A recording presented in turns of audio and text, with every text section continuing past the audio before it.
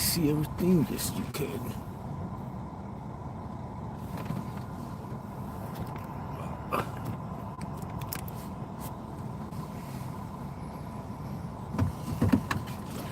Alright, right now we're just charging the car. After we're done charging, we're gonna get back to work.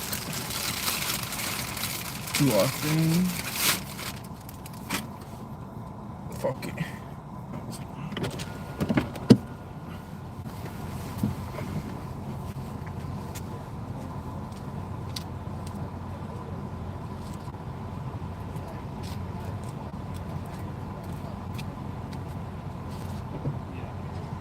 Yeah. Are you finished? Yeah. Can I just?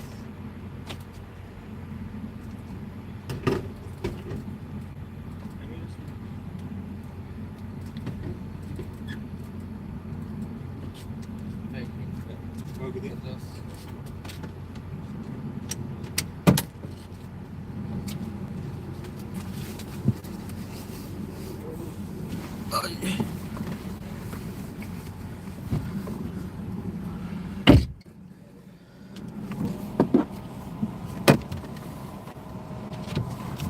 For sure.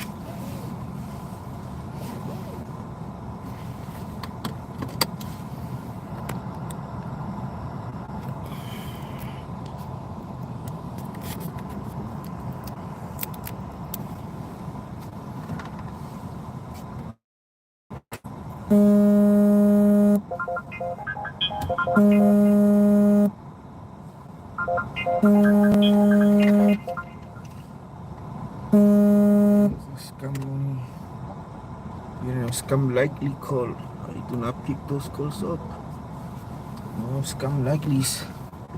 No. Dang, sir, I'm getting busy out here.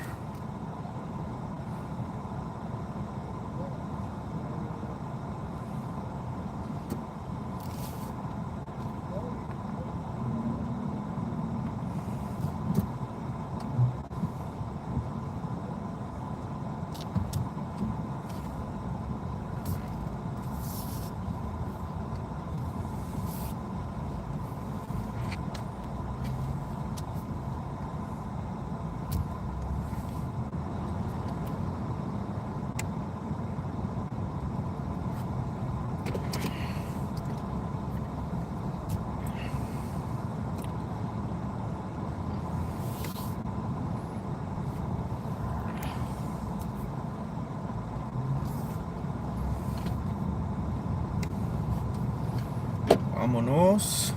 Que asusta. I gotta get a feel for this. Never Culver City. I worked around here, but never kicked it around here. It seems kind of chill, I ain't gonna lie. Gotta get this one fixed up too. Right. Camera's rolling.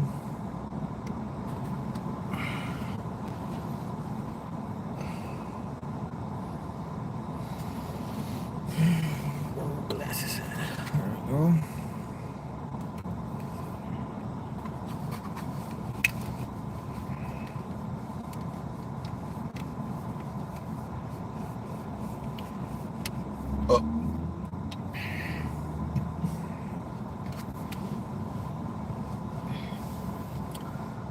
So the one thing here on live is that I can't really listen to the radio to anything while I'm live, so each what it is. Oh, you know what? I think I can. Hold up. I was gonna disconnect this phone and connect my other phone. Bluetooth connect. Per new device. Search. Wing. Next. Image. Come on. Pair. Yup, got it to Perry for her. He fucking took off. There we go. Alright, let's listen to some documentaries or something, man. I don't know about you guys, but I love those things, man.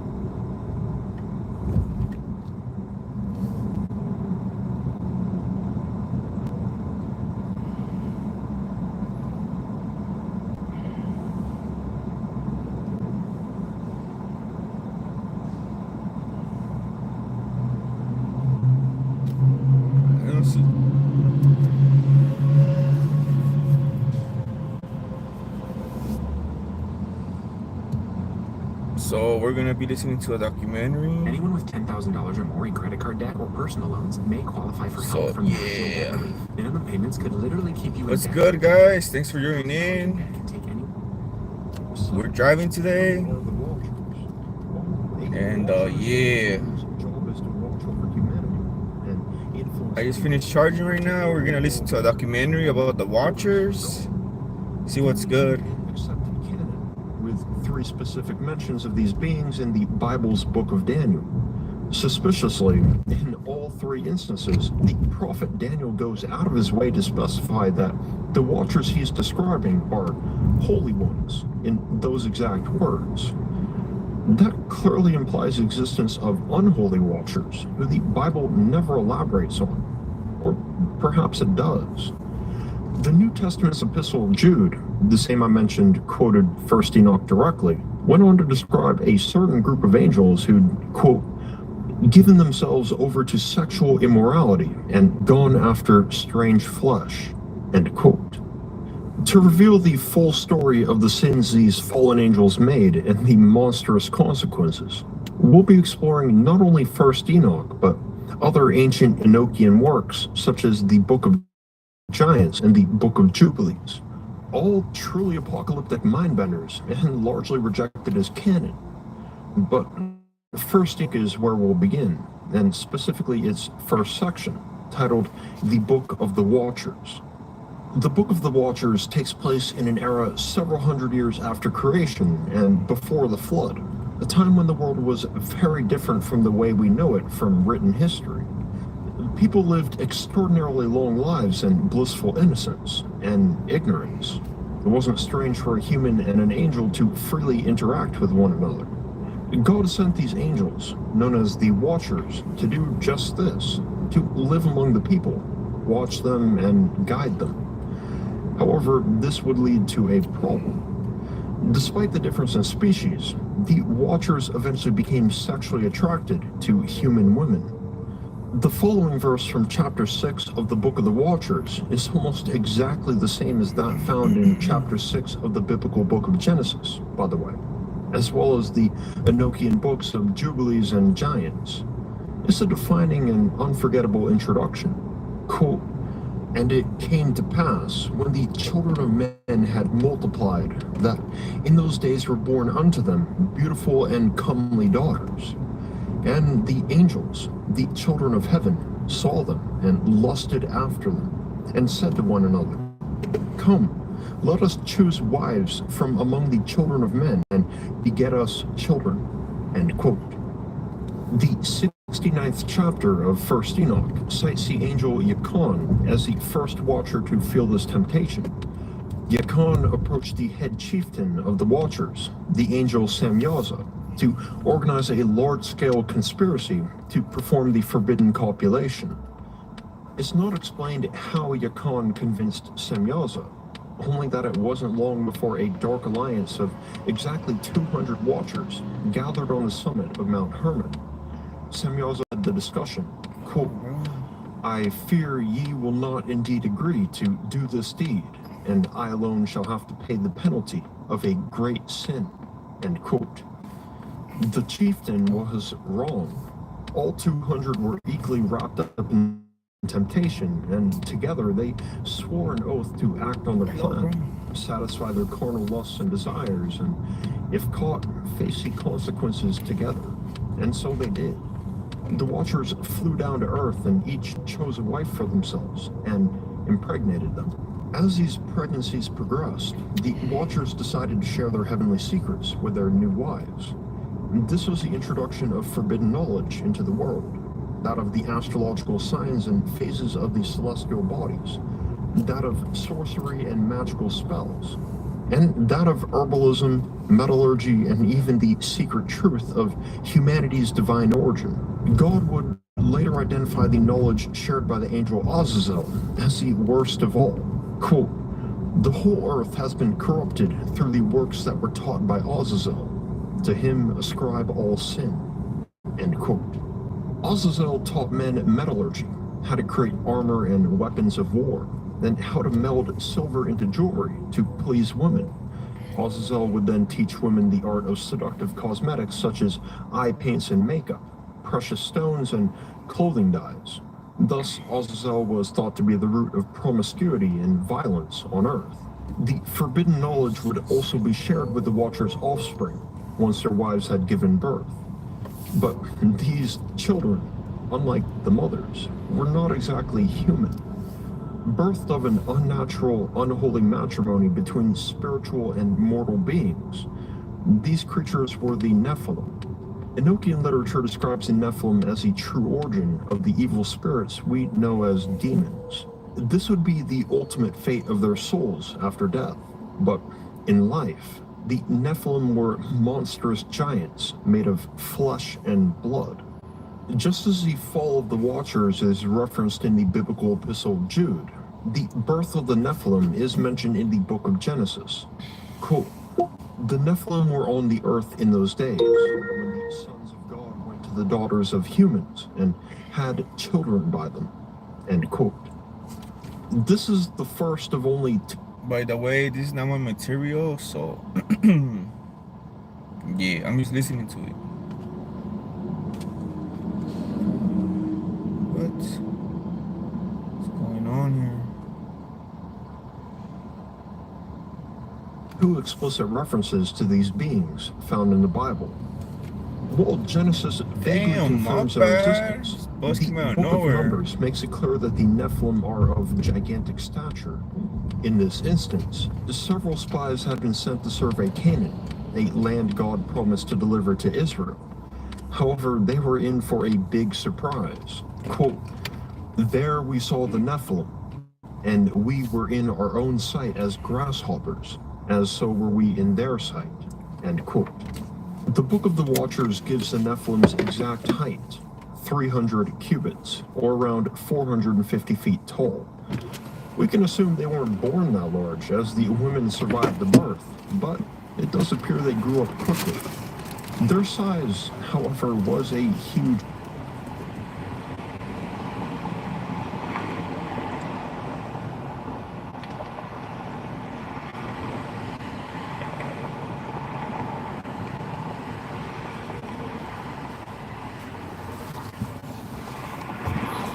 I'm back. Simply put, these 450-foot tall giants needed to be fed. Cool. The Nephilim consumed all of the acquisitions of men, and when the men could no longer sustain them, the giants turned against them and devoured mankind. And they began to sin against the birds and beasts, and reptiles and fish, and to devour one another's flesh and drink the blood. End quote. Damn. As most living beings do when faced with starvation, the Nephilim did what they had to do to survive, even resorting to cannibalism. And the rampage of these desperate gigantic beings led to bloodshed and chaos across the earth. The conspiracy of the 200 Watchers could no longer be hidden. Looking down from heaven, the archangels Michael, Gabriel, Raphael, and Uriel saw the state of the world and were utterly horrified. Immediately, they approached God at his throne, reported what they saw, and begged him for divine intervention. The all-knowing God was aware and decreed the punishments they must carry out. Quote, "Bind Samyaza and his associates who have defiled themselves with women, when their sons, the Nephilim, have slain one another, and they have seen the destruction of their beloved ones. Bind these watchers for 70 generations in the valleys of the earth, till the day of their judgment, when they shall be led off to the abyss of fire, to the torment and the prison in which they shall be confined forever. Bind Azazel hand and foot, and make an open desert, and cast him therein, and place upon him rough and jagged rocks, and cover him with darkness, and let him abide there forever, and cover his face, so that he may not see light." End quote. The Archangel Gabriel then suggested that the Lord force the Nephilim into an endless and brutal civil war against each other, so that they may witness, suffer, and be the cause of the death of their own race. And God agreed to this idea. While the Nephilim would be faced with death, this death wouldn't be their final rest. God placed a curse on the Nephilim spirit. God Okay, DoorDashers, buckle up. Time to turn miles into money with Everland. Yeah, hustle makes me easy, early mornings, late nights, traffic jams that make me want to scream. And while I'm out there delivering the goods, there's one thing that makes it all a little bit easier. Everland. Every mile you drive for work counts. Everland's trucks up. You know what? DoorDash production is more sounds to spin your car, notification, everything in your car. Join over 3 million others and get this app now and start driving.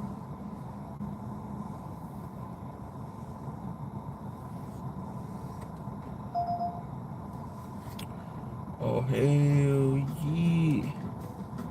We got our first ride. Let's go to the airport.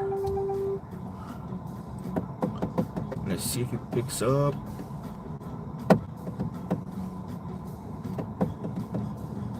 Your pickup at 7879 Flight Avenue.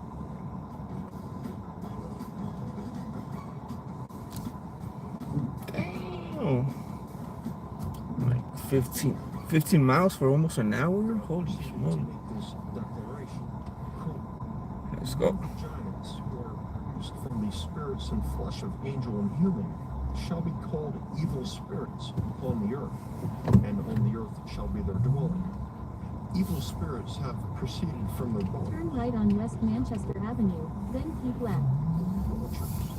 And they shall be evil spirits on earth, and evil spirits they shall be called. End quote. God explained further that their disembodied spirits would suffer endless hunger and thirst to torment and enrage them, and their fury would be directed toward humans. Thus the Nephilim would be the origin of demons on earth. There's much more to it though, so I saved an entire section in this video for these beings. As for the women who gave birth to the Nephilim, a later chapter of the Book of the Watchers reveals their punishment. Let's watch some midnight The women of the broadcast. angels who went astray shall become For those. End quote. Sirens are hybrid creatures, half bird, half woman. We'll revisit them in a minute and their connection to the famous demon of Jewish folklore, Lilith. God's final punishment was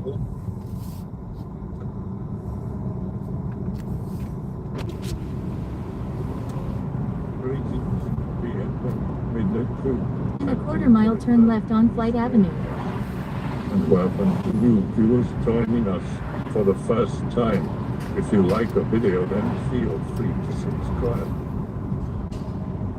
Share your UFO sightings and alien encounters /x/. Communication with them isn't easy, but it's not rocket science either. It's obvious that we can direct our energy to them communicating basically telepathically. It's just whether or not they see you worthy enough of doing it. It depends on the message, intent, and amount of energy you put forth. They're hypersensitive to things like that. Maybe their tech is so advanced that they can just holographically beam images of ships to those who communicate. Turn left on Flight Avenue, then pick up. Radar, and having the government scramble jets to try and intercept them. The craft I saw was bobbing almost like it could have been a projection. Except for the lights, I almost believe it. I can't imagine any other reason why it would have such a rough flight Pick path. up. I've seen some weird shit on a back road I take going to work. Driving to work, see a dead deer on the side of the road. Hours hours Hey, later, Lewis. Yeah. heading home All right. from work, Yep. All right. there's a flashing lights ambulance inside. Yeah, no problem. Getting Get to Bodega Park. Drive by an open field. There's a tall, dark figure standing in the middle of the field. In my 2 years of driving by this field, Turn right on West 79th Street, then turn right on Flight Place.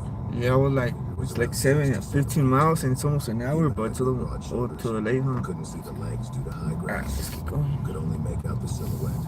No real detail. Turn right on Flight Place. Once, coming home from work, make my way to the stoplight. Traffic was bad, so when I stopped my truck, I was still in the wooded area. I feel that my truck is starting to rumble and shake. The truck is now being rocked side to side, almost like people are pushing and pulling it. Wondering WTF is going on, realize it's a dust devil that only formed around my truck. The car in front of me was just fine. No cars behind, so it was only my truck that was inside of it. The light turns green and traffic moves up enough for me to drive through it. Once through it, the At a dust. quarter mile, turn right on West 78th Street. Saturday, a lot of people called out, so I had to stay late to help out. Leave around 9 p.m. Going through the wooded area. No streetlights, just me and one, maybe two cars very far ahead of me, and one car behind me. I remember thinking the guy behind me was a jerk for driving close with his high beams on. Driving along about midway through the wooded area. The car lights behind me vanish. The car didn't slow down and turn off. The lights were just gone. Seconds later, I make my way through the wooded area and pass underneath a streetlight. Watch my rear view mirror for the car that was behind me. Nothing comes into the light. Most of this stuff can be explained away, but I just find it weird how it all constraints on this one road. When I was young, I went to a farm with family and friends, and everyone, like 12 people or something, was at the pool at night, and we decided to just turn off all the lights and just look at the stars. However, some weird thing happened because we saw a star moving around in a straight line horizontally. I remember that it wasn't a plane because it did not flash any lights like regular airplanes do. It was just like any other star, but it moved. After a few seconds of this, everyone was looking, and then suddenly another star appeared to move, and they crossed paths in the opposite direction. I know this was very weird, and I remember how even my friends started crying because the adults were saying that it was a UFO or something. It was weird. And this was in Brazil, the only country, I think, that has acknowledged a UFO sighting. I grew up in a city called Chiclana. It is located in the southwest of Spain. In the summers, we would sometimes get really hot nights, so hot that sleeping in your room without an AC was impossible. So in order to combat the heat at night, we used to take a swim in my pool and sleep outside, sometimes on a hammock. Sometimes we would throw a bed on the grass by the pool, or inside my father's Nissan Navara. We would sleep with our feet towards the front of the car, with our heads popping out on the back, looking up at the stars. I really miss those nights. So one night during the summer vacation, me and my mom laid down on a bed by the pool. We liked to look at the stars and try to spot satellites in the sky. After a while, we were watching this satellite come in from our right. I talked to my mom about how many stars there really are out there, wondering if there were planets like ours out there, and if so, how many, if someone out there wondered the same. After a pause, I turned to her and said, wouldn't it be nice if they just showed us that they are out there, letting us know we're not alone? Like if something like that satellite stopped right above us and let us know that they are out there. Then that exact thing that I had wished for happened. The bright white satellite flew towards the middle of the sky in a straight line at the same speed that satellites usually appear to move. Then, when it was just above us, it stopped dead on its tracks and lay motionless for a few seconds. Then the light appeared to turn red, beams shining in all directions. I've always explained it as looking like the Japanese naval flag. It shone these red beams, which rotated around the middle red light. It shone a very short while, but long enough for me to sit up, look in awe at the light, and then my mother, laid on the bed with no expression, bathed in the red light emanating from above. I looked back up, and the light turned back into a bright white dot and resumed its motion in the sky, just as it was before. I sat and kept it all, looking at the white dot until it disappeared. I turned to my mom and asked her excitedly what the hell was that, asking myself how it was possible to have happened instantly after I mentioned it to her. She just laid there with no real expression on her face and just said, yeah, it was very pretty. I was so taken aback by her lax response to what just happened that I asked her what she saw, just to make sure we saw the same thing. She did. But she did not seem to care at all about it. I ran inside my house to tell my dad what just happened, and he too did not seem to care much. He simply told me that it must have been incredible and kept watching his game. I've never forgotten this experience, and whenever I have talked about it to my parents, they remember the event, and now they seem more intrigued about it. But they have a harder time remembering it. They say it's mostly because I've retold the story to them. My mom has become annoyed that she cannot remember it clearly and wish she could, but she feels that my account of the night is correct. I'm probably never going to know what the hell that thing was. I have thought about military flares, iridium satellites, planes, and helicopters, but I can't convince myself that it was any of those things. The weirdest part being that it happened immediately after I wished for it to happen. I've even considered that I dreamt it all and convinced my parents through the years that it was real, or some other psychological excuse. I just probably will never know what the hell happened. Sometime later, during the spring, I woke up in the middle of the night.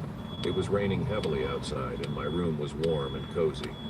I remember feeling very good, at peace, and safe. I laid in my bed not thinking about anything in particular, thinking about the rain and how nice the night was. I looked up towards my window, which was just over my head, behind the bed. I was looking between the blinders that hung over the window and the glass. I was really calm, admiring how beautiful the raindrops looked, dripping from the iron bars of my window, bathed in the light from the streetlight, listening to the raindrops hit outside. I lay there looking at the dark orange glow of the water drops for what now feels like a long time, when I suddenly realized that something was very wrong about those water drops. I could not put my finger on why it suddenly felt wrong, but it was enough for me to sit up on my bed, pull the blinder towards me, and take a closer look. I realized that the water drops were not bathed in any streetlight. There were no lights outside. There was no rain, and they were not drops of water falling from the iron bars of my window. They were above the house, moving up and down just above my windows, about 30 to 40 meters above it. I don't remember anything else from that night, but my dad does. He remembers being woken up in the middle of the night, hearing a weird sound from the door when he went to investigate when he found me. I was sleepwalking and was trying to open the door to our garden. He went up to me and asked me what I was doing. He said I was in a hurry and seemed frustrated that I could not open the door. He seemed upset. When he asked again, I told him that I had to go outside. There was something I needed to do. He asked what it was, and I said I got very upset and kept repeating that I must go outside, that I had something that I needed to do. He pulled me away from the door and took me to my room, where I just fell asleep immediately. This story I told was often here, in part because I feel that it could be easily explained as me sleepwalking and dreaming the whole thing, especially after my previous experience. This story also makes me anxious and uncomfortable. I even had to hold back some tears when I told a friend of mine recently. I know what it sounds like, and I do not enjoy that thought. I've convinced myself that it will probably never really happen, but I still get anxious when I remember it. A few years later, I was spending a weekend hunting in Philadelphia in school. We were at a skate park late at night, talking about this girl we both had a thing for, and we were swearing that we would not let a girl get between us. We were no more than 13 at the time. We were in an industrial zone of town, walking to a gas station after leaving the skate park when I turned back to face him and saw a large triangle, about 60 to 100 meters long on each side, flying straight towards us without me saying anything. He turned around as well. We both stared at the thing in silence, a black triangle, darker than the night sky, with 3 lights at each corner and a larger red one in the middle. I flew above us at what must have been at most 300 meters. It glided through the air in a weird way. It looked like a prop being moved in a video game editor, completely silent and not particularly fast. We could hear the slight breeze and the faraway traffic by the gas station, but no sound whatsoever from the object. We barely started discussing excitedly what we just saw when we spotted a dark gray-shaped disc moving slightly faster than a fast car over the industrial zone before blending into the sky. I'm not sure what happened. It was moving, and then it just disappeared. It did not even take off at great speed. It was just gone. We went back to the skate park to tell some kids what we had just seen. They too saw the silent triangle, but no disc. We were all dumbfounded about the size and the weird way it flew. This too I've tried to rationalize. We did live only 30 kilometers from an American naval base with a large airfield called Rota, but the way it moved, The absolute absence of sound and the height that it flew at makes me skeptical that it was some U.S. aircraft. Why would they fly a secret aircraft out of some naval base in Spain and fly that low over at least 3 cities if it flew in a straight line from the airbase? I have one. I've got a green text because I suck at it, and at telling stories in general. Pretty sure it was aliens, but God only knows there's horrors aplenty in this world. I'd been home from a deployment with the National Guard in Maine for about 2 weeks. 3 a.m. I'm sitting on my roofed porch with an awning, smoking cigarettes and watching Warhammer videos on YouTube because I was having trouble sleeping. Not PTSD. It was a cake deployment. My house was up on a hill looking over a capital city of a certain mountainous state, so hardly a big one over. About 30 meters from my porch is a three-way fork in the road that feeds 2 directions of the same certain road on this hilltop, with multiple houses next to it and a streetlight over it. Suddenly, my porch lit. All the lights on the houses surrounding that three-way, and the streetlight on the road. My phone also completely turned off. I should mention the streetlight gave off that orange-colored light the older ones all seemed to have. There was a high-pitched buzzing that gave me a coppery taste in my mouth, and a bright, almost LED headlight type of light lit up our house about 20 more meters past the three-way, almost to the point it hurt to look at. I was wearing a bathrobe and had a .45 pistol in the pocket. The hill overlooked a bad neighborhood, and people came up to break into cars on occasion. But I didn't have it in me to go off the porch and look for the source of the light. It was there maybe 15 seconds or so before the light went off. The street and porch lights flipped back on, and my phone restarted. I believe in aliens, but I more so subscribe to the cloudy summoning theory of the Greys. I've had other run-ins with weird stuff, growing up in the same certain mountainous state, and while deployed as well. I don't see things like this as weird or unnatural anymore. I just kind of consider them facts of life. I've only had one UFO encounter after many years of casual sky watching. July 4th weekend last year. Watching fireworks from my deck through an opening in the tree line. See bright circular light hovering near the top of the tree line a ways away from me. Watch it move above the tree line into the open. Assume it's a drone, but take out my phone to record it just in case. Get the phone out, open the camera app, look up and it's gone. Project thought I won't record them if they come back. Light reappears, rapidly fades in the middle of the sky at the same spot. Watch for a minute, then go back on my word and take out my phone, but stay watching it as I do. At this point, it's much higher above the trees, and as soon as I get my phone out, it swoops. Down and back up in a J shape, almost a U, but it disappears towards the top of the arc. Moved way too fast to be a drone, not a firework or flare, nor swamp gas. I was driving between Sudbury and Toronto, Ontario one night, and I passed under what I could only describe as a UFO. It was probably 50 feet above the road and maybe 100 feet in diameter. All I saw were the lights. They were sort of moving around the outside, top and bottom, red and white. I drove right under it, looking up, wondering what the hell is that? It's funny because I always wondered why footage or photos of UFOs are so shitty. There's tons of footage. Now I am a photographer, and I have camera equipment in the back of my car. I could get an amazing shot of this, but for some reason, I just kept driving, looking at it in awe. I didn't get out and take a picture, even though I had all this amazing equipment to do so. I just kept driving. Went back the next day, as I knew I was going through a construction zone. Maybe it was a crane moving something over the road. But then, if it were, they would have stopped traffic. And there was no one there working at the time, no crane in sight. No idea what I saw. Wish I had stopped. Ex-wife doesn't ever want to talk about it. I'm not entirely sure how well my memories serve me, but I'll try to tell the story as best as possible, also kind of gonna dox myself. Be me, like 9. Live in Washington near Seattle. Look east of the mountain. See bright orange light. I think it's just a helicopter, but keep watching. Stays hovering for a few minutes, no noise. Weird as hell. If it was a helicopter, it looks close enough to make noise. Hear loud beeping. Another one comes down from the sky, this one blue, and they begin moving together. Beeping continues for a Both disappear instantaneously. This is 3 times every summer since. Orange light hovering, starts moving and beeping, blue light journeys, they disappear. Alright, it's me again with another story. These things don't leave me alone. Do me last summer in eastern Washington desert climate, camping with Dad and Uncle. Uncle is a super chill dude that believes my previous story.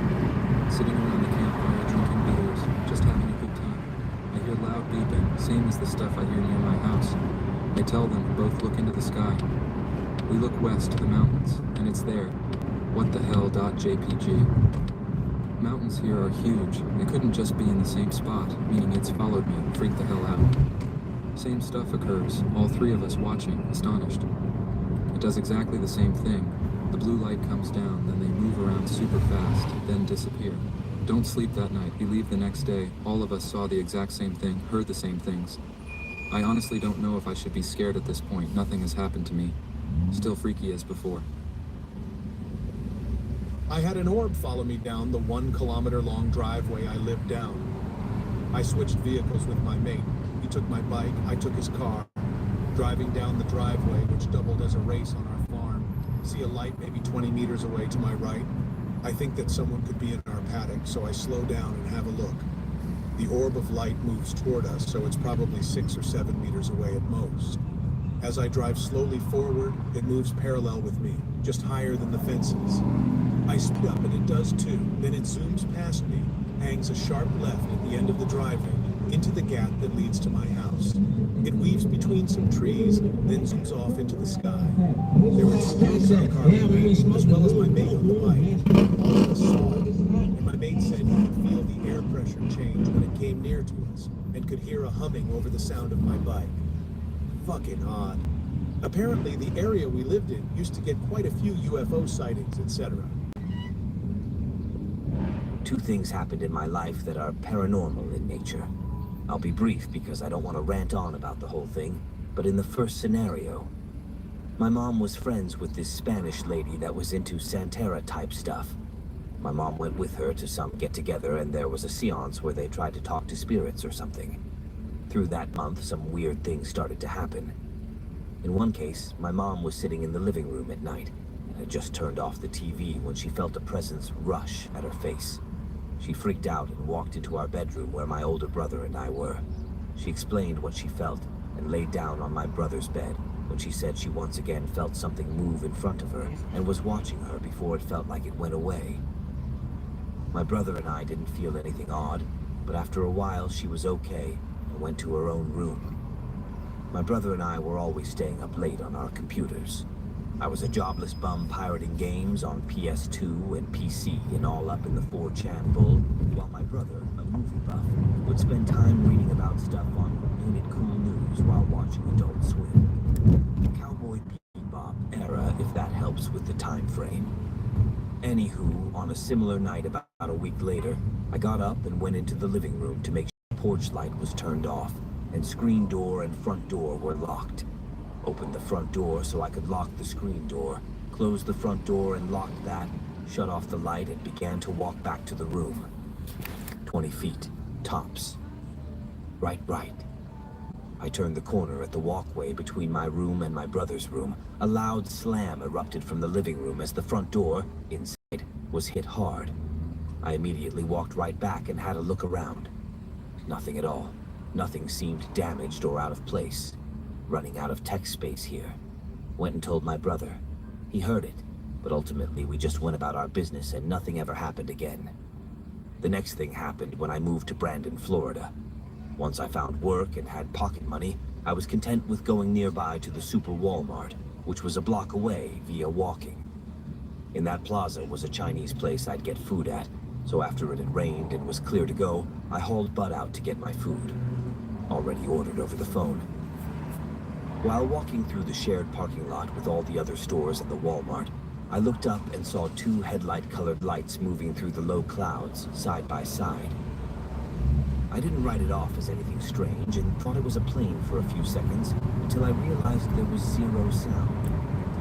These were low clouds, maybe 700 or 800 feet up at best, casting that orange glow due to city lights. It didn't look like it would rain again, so I was in a hurry. Once I noticed sound, though.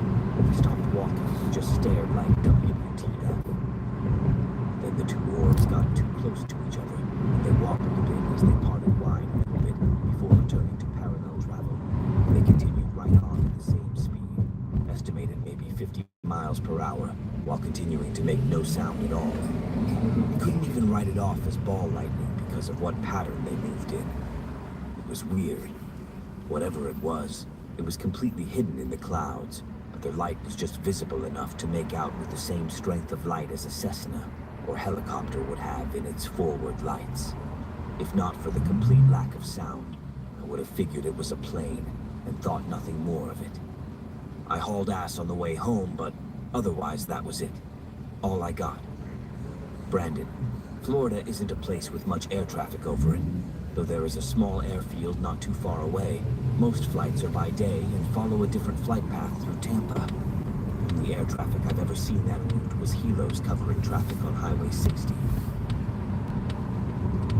Told this story on here before a few years ago. 2006 or 2007-ish. Between 10 to 11 p.m. Outside having a smoke. Looking up at stars. Locating my fave constellations. Notice an object moving across the sky. Just a single point of white light. Easily mistaken for a star. It's moving from north to south across the sky. Moving at what I would estimate to be airliner speed. Maybe it's an airliner. No red or green nav lights or blinking strobe. Continue watching. Notice out of the corner of my eye another object, similar to the first. The second object is moving from east to west. Moving a bit faster than first. Observe both and soon realize they will eventually intersect each other. Of course, I have no idea of their altitude relative to me or each other. When the second object is roughly a thumb width held out at arm's length away from the first object instantaneously and simultaneously changes direction 90 degrees to the west and increases its speed by orders of magnitude higher. When I say instantaneously, I mean it. One moment in time it was traveling one direction, and the next it was 90 degrees in another, all while instantly increasing its speed, not accelerating. Instantly. The second object increases its speed to match and gives chase. Both disappear over the western horizon in a matter of seconds. I'm an aviation and astronomy fan, and I have no clue what I saw. Since the thread is up, I might as well share an experience I had about a decade or so ago. Keep in mind, though, I'm not a believer in this stuff or anything, but I remember that night more clearly than yesterday's breakfast. Being me, hanging outside my school with one of my cousins sometime around 2007, I think. It was nighttime, must have been around 11 p.m. or so. We're playing football because we were bored AF and had nothing better to do back then. We eventually get tired and decide to climb and sit on the school's fence. We sit there for a good half hour talking shit and being bored. Cousin points at a really bright star in the sky, tells me to make a wish. I laugh and tell him that's stupid. We're both looking at that star for a few seconds. We notice that it looks like it's moving slowly. I thought it must have been a plane after all, not a star. Cousin comments on how it's moving too slowly to be a plane. The star suddenly shifts across the sky at a stupidly high speed. We glance at each other quickly and go back to watching the star. It shifts again and again, from left to right, in a zigzag pattern. I still remember, it shifted a total of 7 times. The star then fades away slowly until it's no longer there.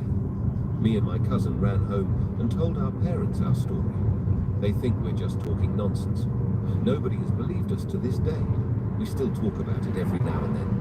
I'm not hardcore into believing in aliens, but I know what I saw. I thought I could share it here, where at least someone will read it.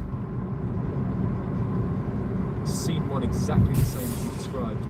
Plus there's footage of something similar floating around online from the same town I saw it in. The title is something like Ipswich City Safe Cameras Capture UFO or some shit. Anyways, my story. Last year of high school for me. Living with my mum in Ipswich, Australia. Live in a 2-story house, the bottom floor's like a man cave and garage. Have to go outside and upstairs to get to the top floor. Been downstairs all evening playing Battlefield 4. I need to go upstairs and use the bathroom. glance up at the sky like I normally do when I go outside at night. One particular star seems brighter than others. Start walking upstairs, but still keeping my eye on the star. It moves suddenly and stops. I freeze. Did I see that right? Questioning myself for a few seconds, and then it moves again, in a completely different direction. I saw a UFO.jpg, ran upstairs and woke my mum up, made her come out onto the porch and verify what I'm seeing. Sure enough, I'm not crazy, she sees it as well. We sit on the porch and watch them for a good 10 minutes. I say them because a few minutes into it, another two appeared, and began doing the same thing, freezing in one place, and then jumping to another completely random place in the sky, at ridiculous speed. Mum grew up on a cattle station in Western Australia, and told me she used to see them a lot out there. It was a good bonding moment with Mum, if nothing else. Several years ago, I was dirt biking out in the desert, somewhat close to Edwards Air Force Base, close to Lancaster, California. There was a cool hill climb near Redmond off a long-ass road called 140th. I think it was October, and I remember it being a lightly cloudy day, but still sunny. Luckily, it is not windy, as it usually is out there. I had parked and was kicking back, taking a break from riding. My helmet was on my handlebars. I went to grab it and saw something in the clouds, in the reflection of my visor. It looked like a tube or a tunnel in the clouds. Being near Edwards Air Force Base, I would regularly see B-2 bombers flying around sometimes. Those things are loud, by the way. What I saw was entirely different. When I turned to look at what I was seeing in the reflection, I could barely make sense of it. It looked like something was moving through the clouds, or like blowing through them. Whatever it was invisible. If you've ever seen those smoke ring guns that shoot a blast of air, think that. Something of a perfect circular shape was pushing a perfect tunnel through the clouds. I watched it go through several patches of clouds until it hit a clear spot, and then saw nothing else. Probably followed it for about 20 seconds tops. I remember having a weird sense that I saw something I wasn't supposed to have, and decided that was enough riding for the day. Seen one exactly the same as you described. Plus there's footage of something similar floating around online from the same town I saw it in. Title is something like Ipswich City Safe Cameras Capture UFO or some shit.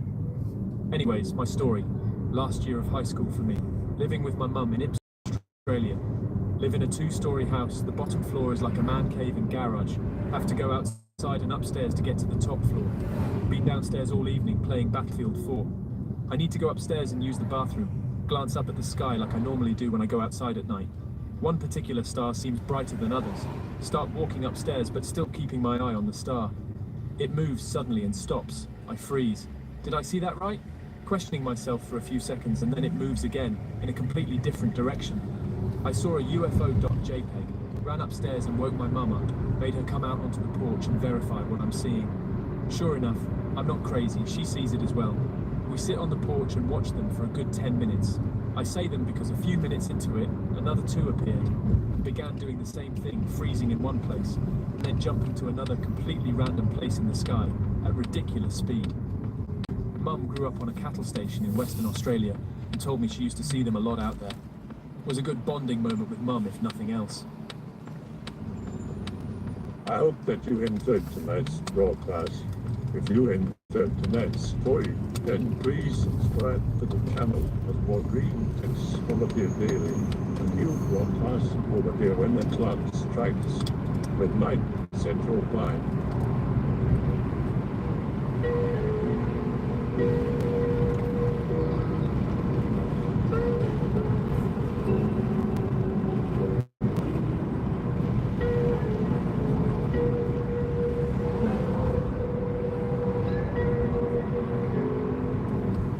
Remember to check the Odyssey. Estuviste en un accidente reciente y no fue tu culpa. ¿Quieres que te...? Tengo un mensaje. Puede que califiques para más compensación de lo que las compañías...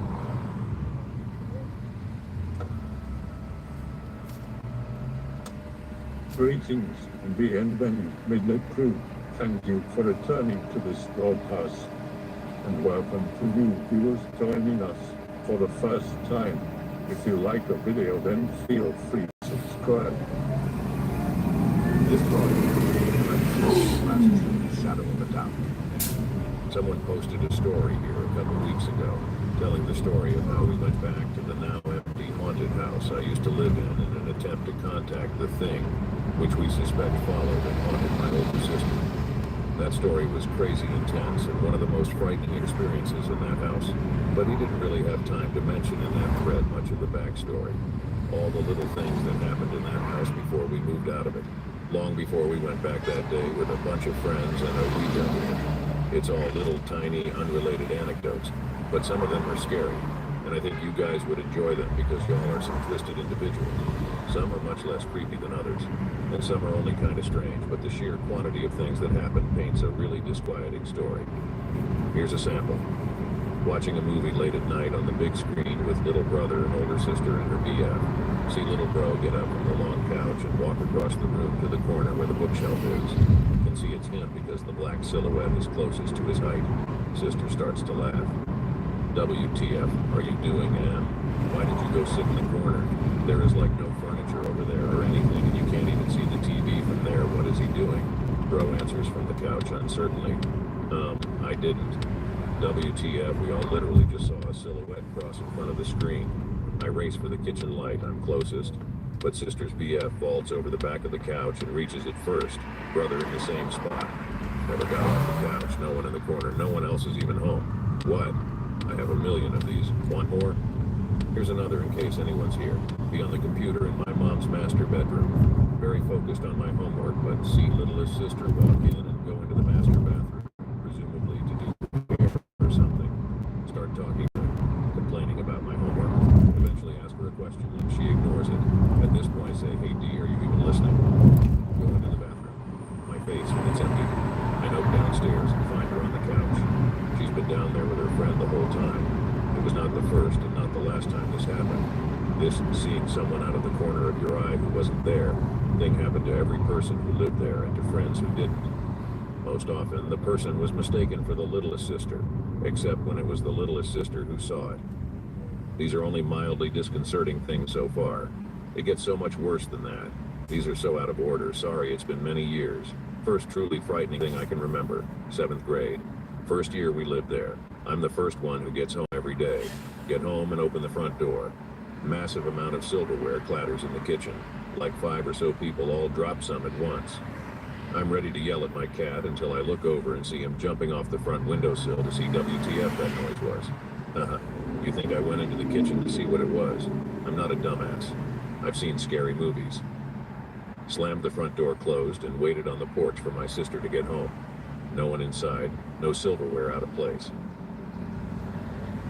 Okay, another random thought here. The thing about that cat I mentioned, Spanky, was it was crazy smart. We've had a lot of cats in my life, but this cat outlived them all. He was the type that could unlock doors and shit. He was always super in tune to what was happening. Like the time our other cat, Tug, died. Spanky got into my sister's room and meowed at her until she woke up. He was normally a silent cat. The point being, we all had a level of respect for the cat. Anyway, as soon as we moved into that house, he started acting so strange. He would make rounds as we started to call him. Like he'd go through every room of the house in the same order several times a day, every day. Always circling the room like he was freaking casing a joint or something. He had never done anything like that before, and he never did it again in any other house we lived in. We'd always joked that he was supernatural. He legitimately started to creep us out after all this other shit started happening in that house. Brett, cats are legitimate spiritual wards. Keep them around. Yeah, that cat was really something else. Sometimes he would leave for days on end and then just come back like nothing happened. It was weird because he was a house cat and he was never the kind of cat that tried to bolt when you opened the door. But sometimes he would just slip out for a few days and then come home. Towards the end of that time living there, he would be gone for longer and longer when we left.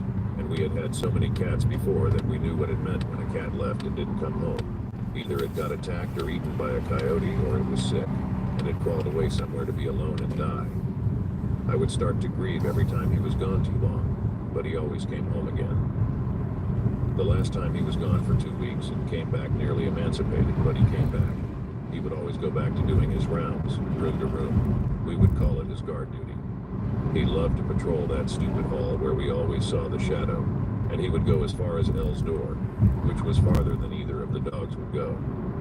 Anyway, not long after I moved away from home, my mom calls, saying Spanky's been sick for more than a couple days, and she has a bad feeling that we won't see him again this time. I tell her she's probably mistaken. He always comes back. He's a tough little guy. But when I get off the phone, I'm crying already, IDK. I just knew. We didn't see him again. He was too smart to go where the coyotes go. Too tough to be taken down by a neighborhood cat. He was old, and he probably just crawled under a bush and closed his eyes. But it made me think about all those times he disappeared from the den house. Like maybe he knew he was gonna die. But he kept coming back for guard duty. Maybe he finally left for good when we moved because he was no longer needed for duty.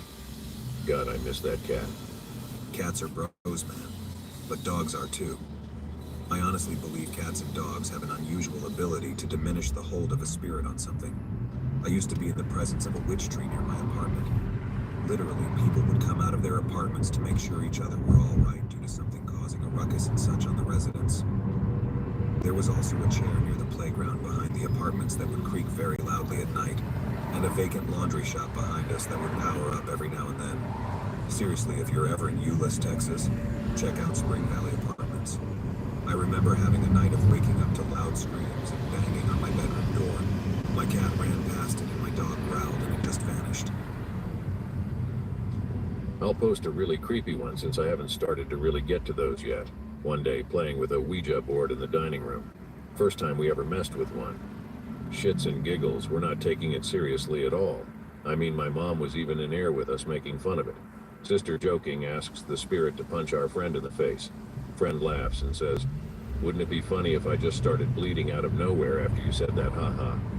We laugh. My mom suggests it's time we play a funner game. We agree, this is pretty boring. As we try to put it away, blood starts dripping from the friend's nose. We point it out. "Crap, you're bleeding."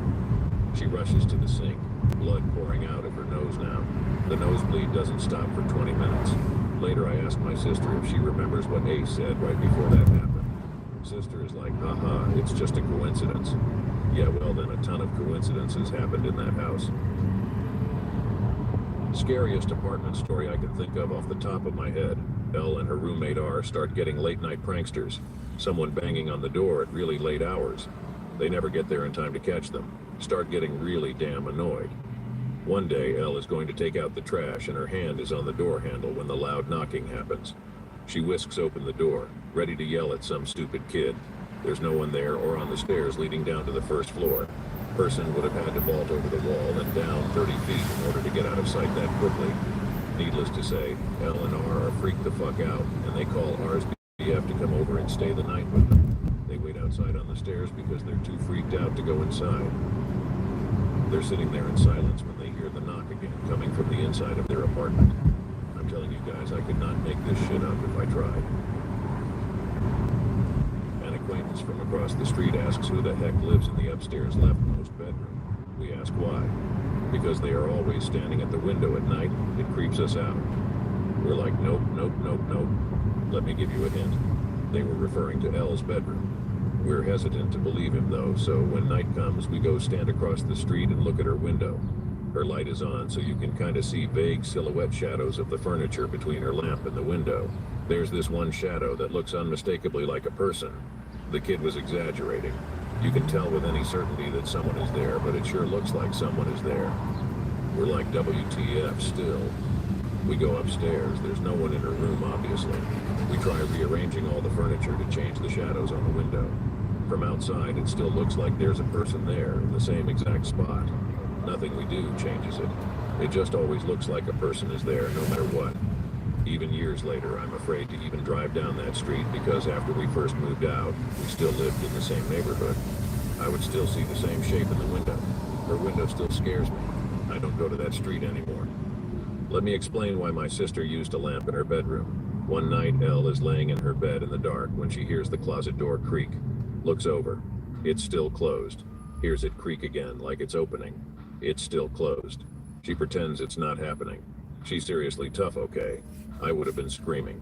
The springs at the foot of her bed start to spring, one by one, in a fluid motion moving from the end of the bed towards her, as if someone is slowly climbing onto the mattress. You know which sound I'm talking about. At this point, she loses her cool and flies off her bed to her door. Tries to open it, but it's suddenly locked. She never locks it because her room freaks us all out. Turns on the ceiling light, but the bulb shatters so hard it breaks the glass cover. The door is completely stuck and won't open. She screams until the door finally breaks free of the frame and she can run out. Elle never slept in her room again after that, the whole time we lived there. She slept in the playroom next to my bedroom and left the light on every night. Eventually, my brother wouldn't sleep in his room anymore because Elle's closet shared a wall with his closet, and he began to hear noises in there during the night. It might have been simple paranoia, but he started sleeping in the playroom too. I don't blame them. Oh, and the ceiling light never worked in her room again after that. Multiple electricians tried to fix it to no avail. Has Elle ever considered exorcisms or something like that? It's hard to explain Elle's personality. I know she has to believe all this shit happened because most of it happened to her, but she always joked about it and made light of it. She's never been religious and never really believed in anything at all, really. Above all, she doesn't like asking for help or ever admitting she needs any. She would think the idea of an exorcism was completely laughable. She is an ignorant person then. Sounds like she deserved it. I can see why you say that, but I disagree. She's not laughing at it in arrogance. She's always laughed at everything bad that's ever happened to her, long before the creepy stuff ever started happening. We had a fucked up childhood, and making a joke out of everything became her coping mechanism. I'm not surprised it bled over into the haunting thing too. A random anecdote. Early years of us living there with the Step family. Me, Elle, and stepsister G are sitting at the dining room table talking. Suddenly, Elle quiets with this weird look on her face. Immediately after that, G quiets too. I'm wondering why we stop talking when I hear it.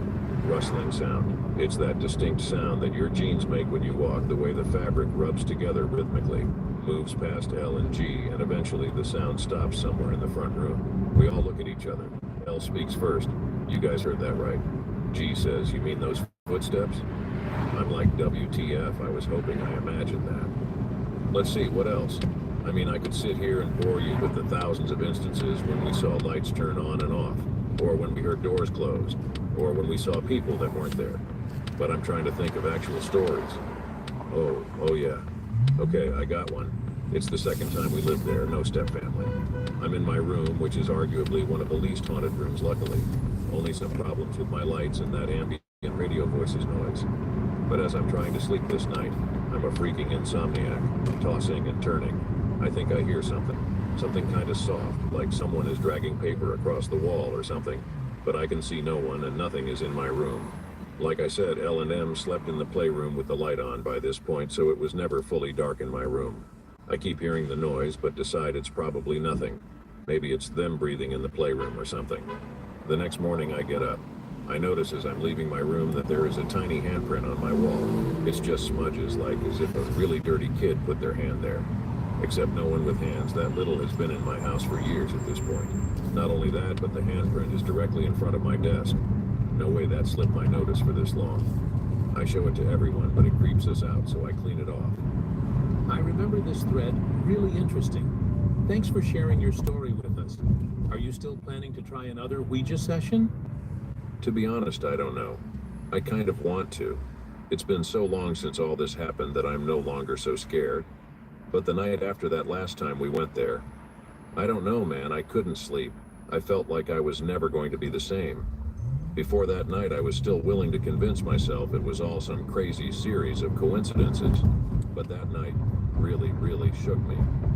I want to try it again because, hell, it's interesting, you know? The possibility that something outside of human understanding actually exists. Hell, it gets to me more than church ever did. So yeah, maybe I would try it again. Unfortunately, someone lives in that house nowadays, so we couldn't go back there. But like I said, I'm more inclined to believe it's my sister that's being haunted than not the house. Well, that could be the only way to figure why it is following Elle. So it can be useful, and if you are careful and respectful, it shouldn't worsen the situation. So far, this entity doesn't appear really malevolent. Yeah, I guess you could argue it wasn't malevolent. After all, none of us was ever hurt by it. But if you ever went into Elle's room, you would feel differently. None of the animals would go near it. Elle herself only went in there for changes of clothes. As soon as you went in there, you could practically feel an atmospheric shift, like walking from a lit room into a dark room, except with no visible change. It was suffocating. It felt like the room itself was trying to expel us.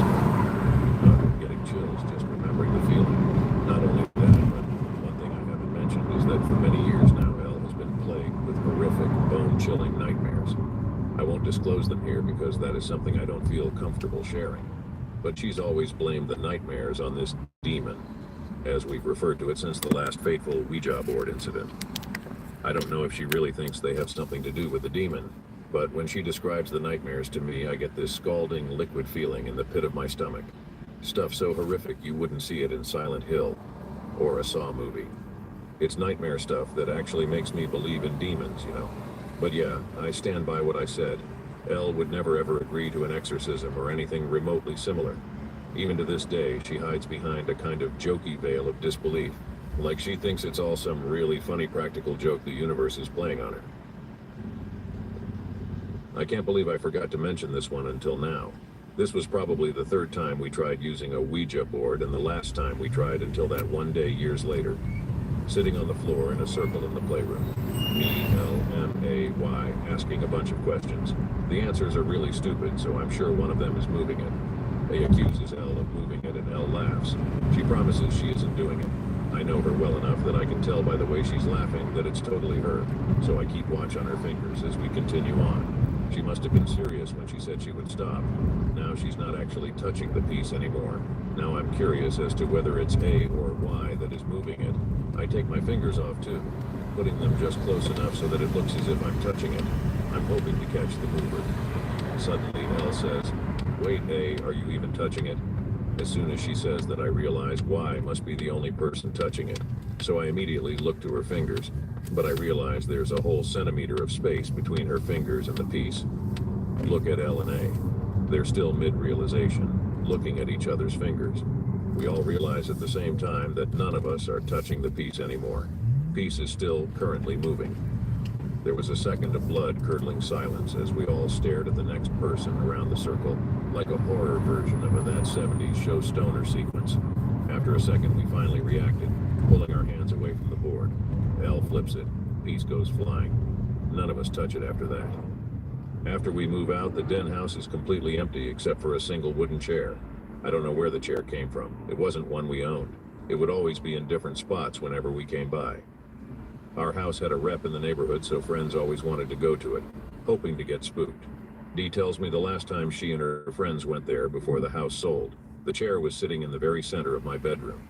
She happened to tell me this the morning after I had a dream about the den house for the first time in years.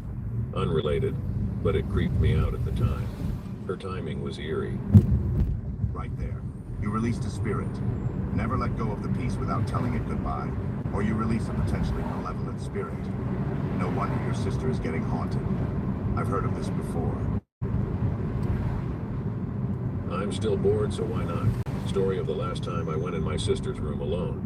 We're to the point when Elle and M no longer sleep in their bedrooms out of fear. Elle avoids going into her room at all costs. One day she asked me to get her running shoes out of her closet. I really don't want to, but she begs and I love her, so I agree. I mostly only agree because it's broad daylight and go upstairs. See that shadow in the corner of my eye where we always see it? Moving around on the other side of the stair rail around the corner to where Elle's room is. You'd think I'd run, but seriously, this was an everyday occurrence for us. It was almost routine. I'm almost more annoyed than I am scared. I go in there anyways like a dumbass because I know Elle is too scared to, but won't admit to it. Walk in there slowly like I always do. Ready to bolt at any moment. Go to her closet, which is a walk-in. Push the door gently. Ready to reach in and turn on the light. Door opens inward by the way. The door is stuck on all the clothes and junk all over her floor in the closet. It was a serious pigsty. Try to push it more. It's still stuck on all the clothes and won't go very far. I turn on the light then, ready to squeeze myself into the crack of the door to move the clothes, just find the damn shoes. As soon as I turn on the light, I retract my hand like I touched a hot iron. There is a shadow on the part of her dresser I can see through the crack in the door, a person-shaped shadow. as if someone is standing behind the door inside the closet. As I step backward like a dumb idiot, the shadow sort of lunges to the side so that I can't see it anymore, and the door creaks loudly, opening another inch or so. I run away. Last time I went there by myself. I warned them against going in there when we went back with the Ouija board that one time. I warned them. So how old are all of you now? Or rather, what year was it when you first moved in? And what year was it when you went back with the Ouija board for the last time? Yeah, let me give a clear time frame. When we moved into the den house for the first time, me and Elle were in 7th and 8th grade, respectively. So we were, I think that made us 11 and 13. I think that's right. We moved out of the house 2 years after that, away from the step fam. We lived in 2 different houses in the same neighborhood the next year and a half. And then at the end of that, we moved back into the den house, where we lived until the year I graduated high school. We moved out that summer. And a month after that, I moved into my own house, which is when the final Ouija board story happens. So when the final Ouija board thing occurred, I was 17 and Elle was 19. I'm not going to explain my other siblings' relative ages in the timeline because it doesn't matter. But M is 3 years younger than me, and D is 2 years younger than him. Ever plan on going back? I don't know, I'm honestly running out of stories. Most of the stuff that happened is hundreds of times that lights turned on and off with no reason. Sometimes the switches themselves would actually flip.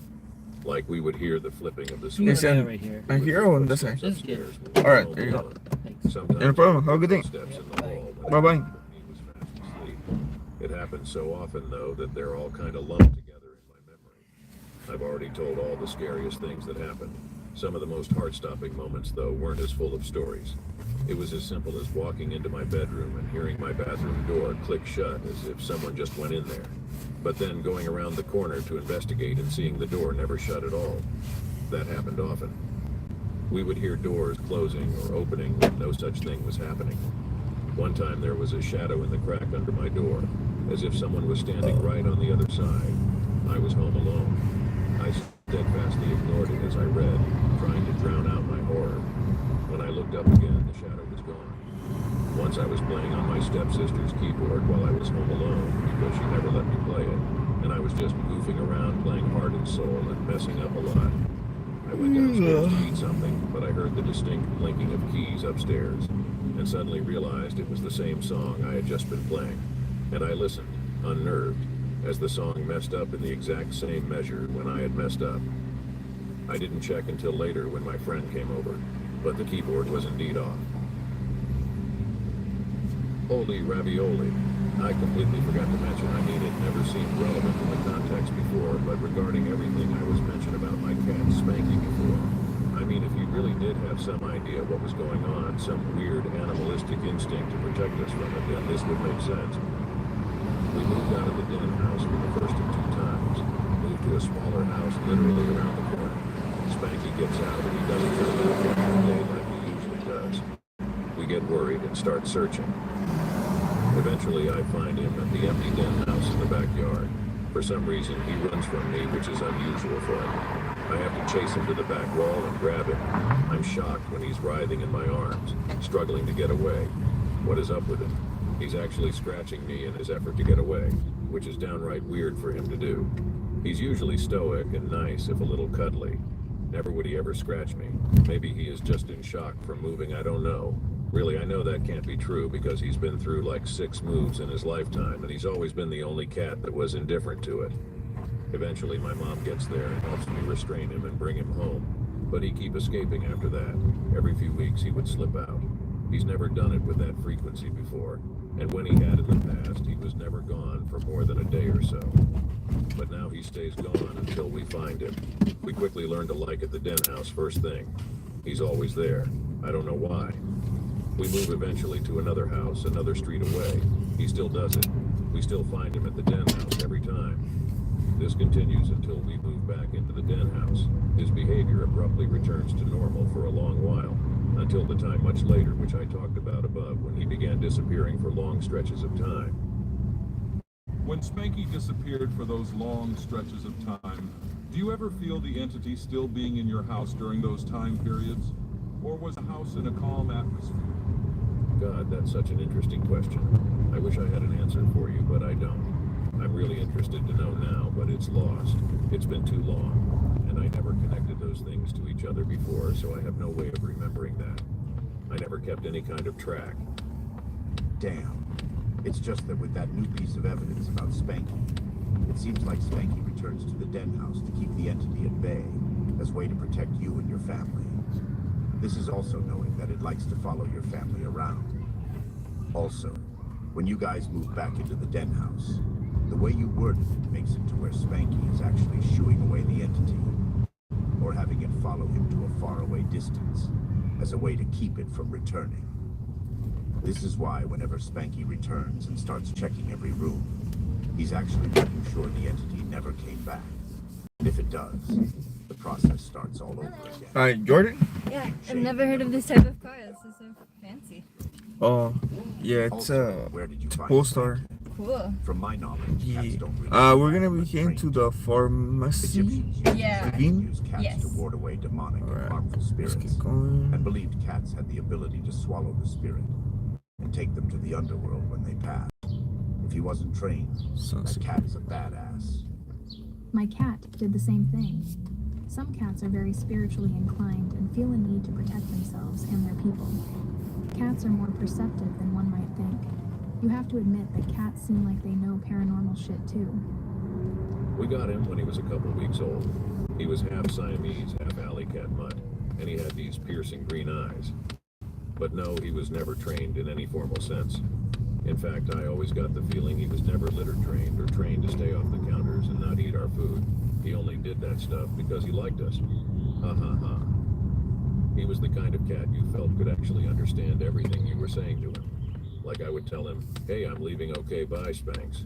And he would run to the front door like he wanted to see me out. That cat was so damn clever. Good cat. Is there any more activity following his death? Unfortunately, my knowledge of all the stuff happening afterwards is pretty thin on the ground since it was all occurring at L's various apartments. There's only one full story I remember, and I already told it somewhere above. Mostly it was lights again, cupboards slamming and shit, the silverware, the radio noise. Her roommates, every single one of them, independently came to her to ask if she thought it was possible their apartment was haunted. This, of course, always freaked her right the hell out because she never ever talked about the den house or any of the haunting stuff to her roommates, because they would either think she was crazy or not want a room with her. Since I'm pretty much out of coherent stories, I'll tell you one more little thing to go out with a bang. I said before I wouldn't disclose the contents of her dreams, and I stand by that. But I'll tell you this, she kept quiet about them for the longest time. I knew she had nightmares, but she always laughed them off. I never knew the extent to which she was having them. The first time she told me all about one of the dreams was after she had moved out, when she was living with roommate R, I think. She woke up from the nightmare, the contents of which I won't go into, screaming in the night, soaked in her own blood and her boyfriend's blood, who was next to her. She was just screaming and trying to wipe away the blood and figure out where it was coming from and get out of it. Her boyfriend, the same boyfriend from the Ouija board story, told me she was writhing and crying about blood in her sleep, and he had to shake her awake violently to get her to snap out of it. Dreams within dreams always screw with me, but in her case I can't even imagine. Anywho, that's probably the last story I'll be posting. My memory well has run dry. Feel free to post your own related stories though. All the ones you guys have posted so far have been really interesting. Well, since we're all doing the sibling thing, my family rented 2 apartments out of a 3-apartment house. My mom and dad stayed on the 2nd floor while me and my brother were in the top floor, which was an attic before it was converted. Anyways, my brother started complaining about the cat scratching him in his sleep, so I started keeping the cat in my room. Too bad the scratching didn't stop. It was all down his back in places he didn't reach himself. At that time, nothing really happened to me. I just got a bad feeling if I left my room at night. I didn't want to say it at the time since it sounds stupid, but I felt like the apartment belonged to someone else at night, and the longer I was out of my room, the more I annoyed it. From my room, I heard footprints that sounded like they walked around my apartment, a woman humming a melody, things falling over for no reason, and my brother's door opening and closing throughout the night. Sometimes I thought he woke up and got to get a drink of water, but if I called his name, he wouldn't answer. The tipping point for my brother was when a picture of him and his GF on his cell phone was over. After questioning this, he grew fed. I mean, he was screaming off the first. At one point, he kind of just said, "Give me the picture, and I'm out of here." Well, the next day comes around, and guess what's sticking out of the Bible? The picture. He moved in with his GF that weekend. After my brother moved out, things seemed to pick up on my end. The humming footprints were louder and more frequent. They also seemed to be right outside my room on a few occasions.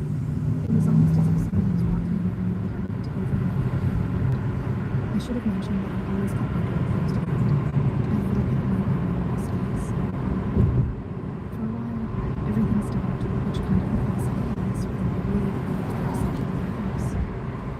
So one night I left my door open and I watched TV. At first it felt great. My room was small, and I felt like I was closed off from the rest of the house in there, which was a good thing sometimes. But with the door open, my room felt so much more open and like a part of my apartment. After about 5 minutes, that good feeling faded. Then I heard the footsteps again. I can't describe this feeling too well, but I couldn't close my door. I knew I should have, and I wanted to, but I couldn't. It was almost as if I knew the rules, and I broke them, so I deserved what I got next. I think I was frozen on my bed for about 5 minutes before I heard someone come softly into my room. Needless to say, I ran downstairs to my parents' apartment and slept. I kind of felt like I opened a door for me to go into my room. The footsteps hummed repeated every night outside. During that time period, I was also having trouble staying asleep. I'd wake up at least once in the middle of the night. Some nights, the footsteps and humming would come in. It would start on the other side of the apartment and just walk in my ear like she had every right, then walk to the other side. I never got scratched like my brother, but one thing did happen to me, which made me move downstairs until I was able to move out with my BF. Before I go finish, I just want to say that in the midst of this, my friends stopped sleeping over due to whatever was there.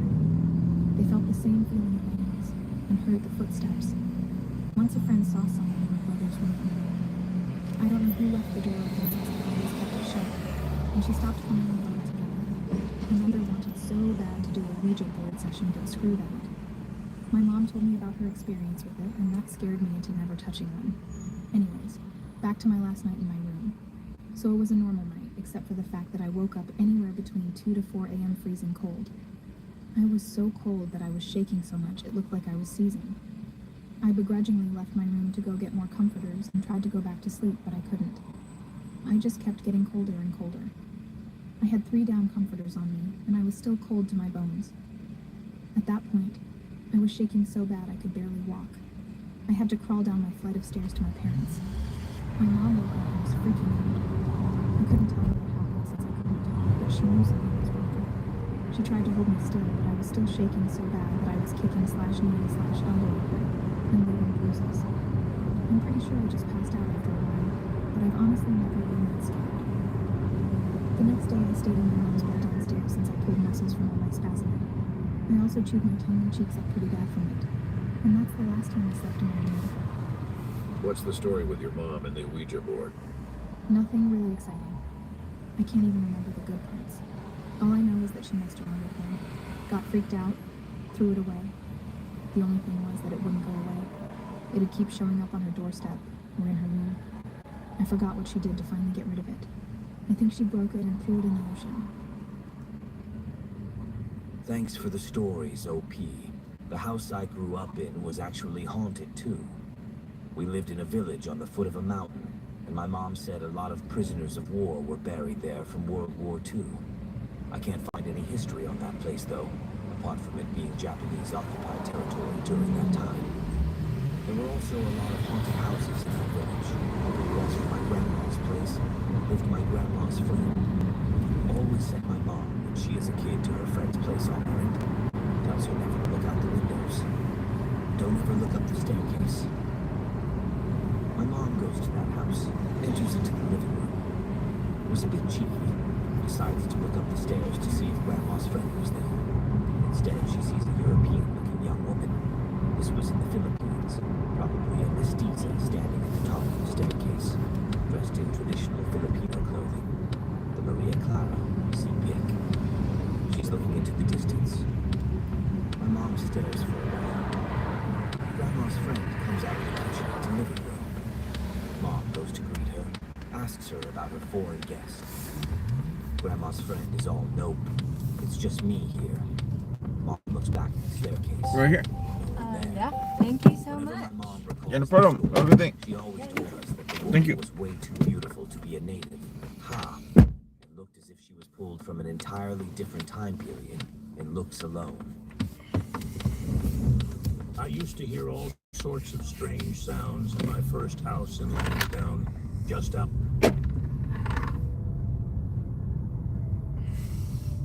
Outside of Philly. I can clearly remember hearing scratching on the walls of my room and facing my closet, and what sounded like heavy breathing right at the end of my bed. I also remember one summer off from school when I was around 6. Me and my sister had decided to sleep in the same room, which had been just my room before. And same room I heard noises in. This one night, I woke up feeling something on my legs, like some was sitting on them. I woke up to yell at my sis to see just a moment.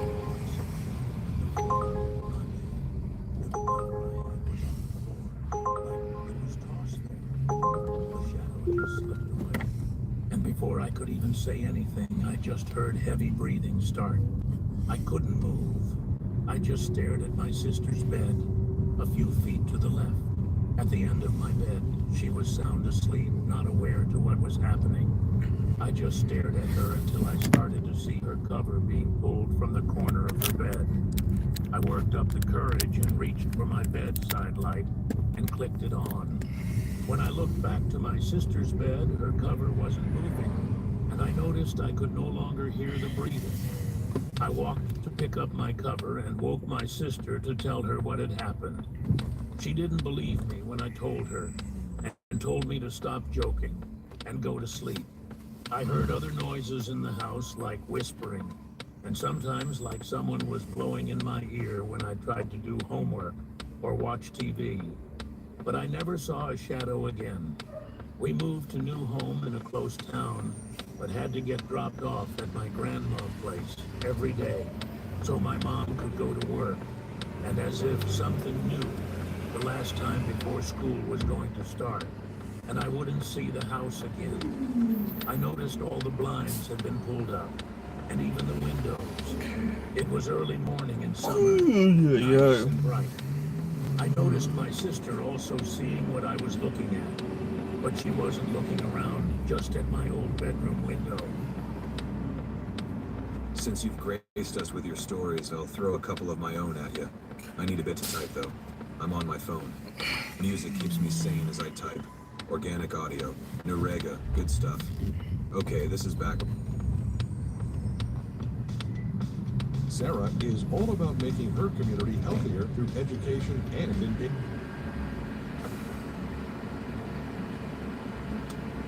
Greetings, BN Midnight Crew. Thank you for returning to this broadcast. And welcome to new viewers joining us for the first time. If you like the video, then feel free to subscribe.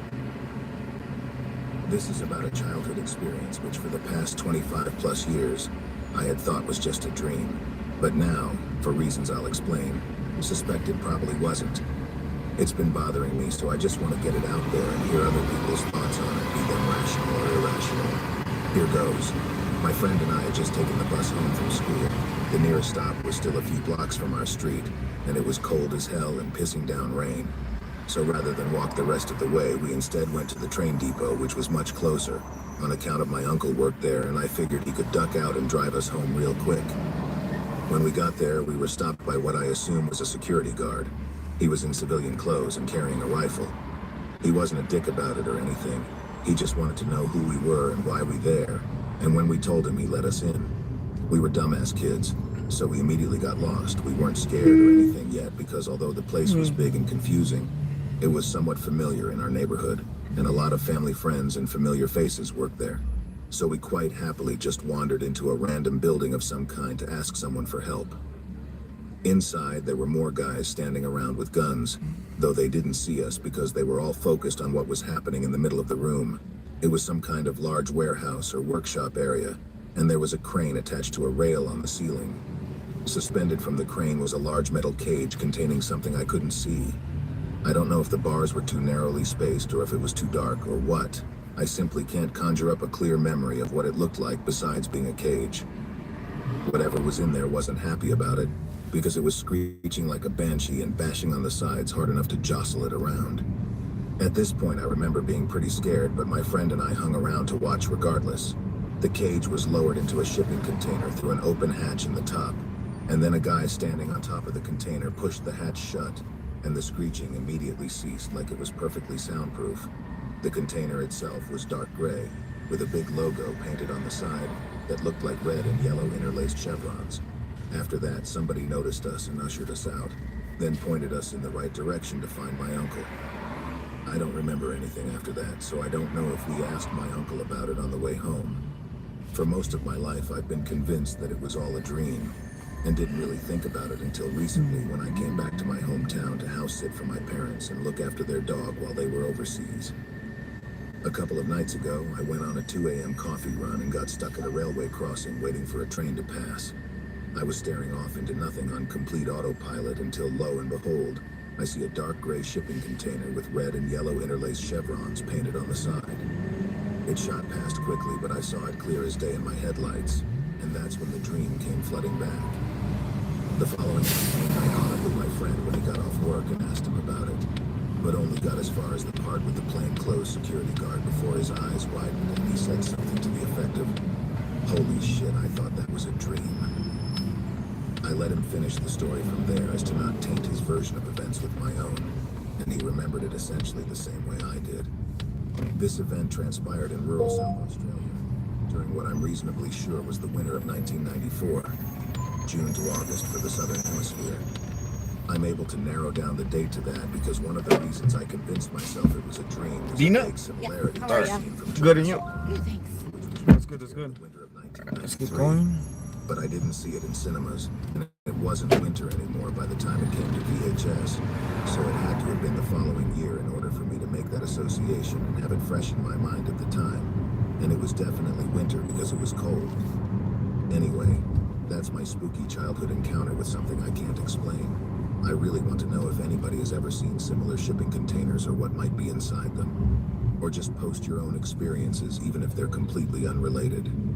If any of you have a mundane explanation, feel free to lay it on me alongside a barrage of insults. Honestly, I'd be relieved just to find out I'm not a few blocks away from something that might make me the first nameless victim in a Monster of the Week episode. That's it. Cheers for reading.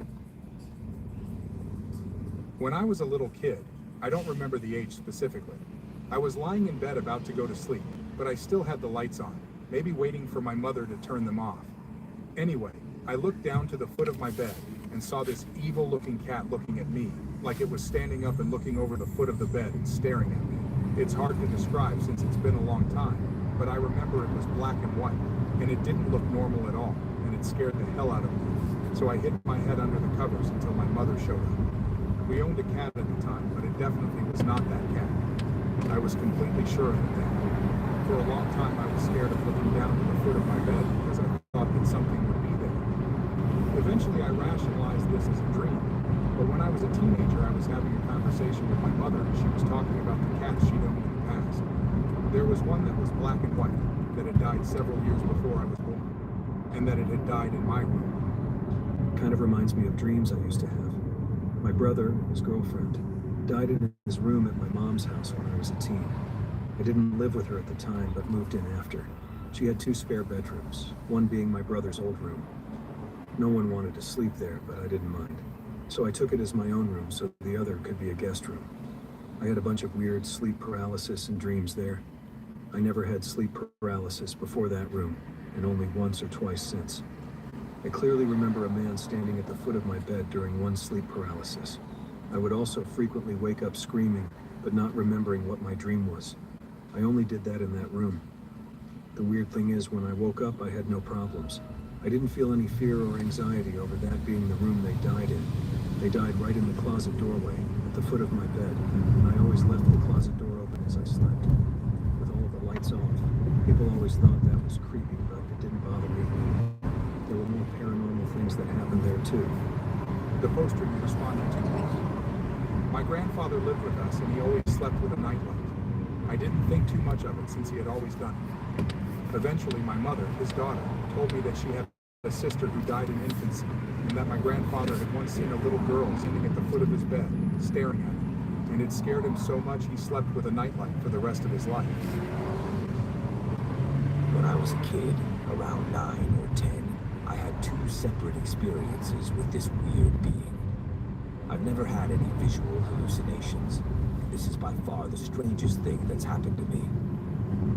The first was in my bedroom, before I went to bed. I shut the light off and noticed it perched on my windowsill. It looked like a monkey-wolf hybrid with bat wings. It was pitch black and had red glowing eyes. The closest I could find is a cryptid known as an Ahu. It had more of an ethereal, non-physical vibe to it. However, it definitely felt dangerous. I specifically remember a loud ringing in my ears when I focused my eyes on it. It didn't do anything malicious, it just looked. It flew away a few minutes later. My second experience was somewhere between half a year to a year later. While driving home from Walmart at night, we were stopped at a stoplight. Once again, a window is involved. I look out the car window, and the same creature is staring at me a few feet away from the car. Again, my ears rang when I looked at it. Nobody else saw it, and we drove away. Ever since then, even talking about the thing and remembering its face gives me an extremely off-putting, icky feeling. Typing this out feels like I'm almost marking myself as a target again.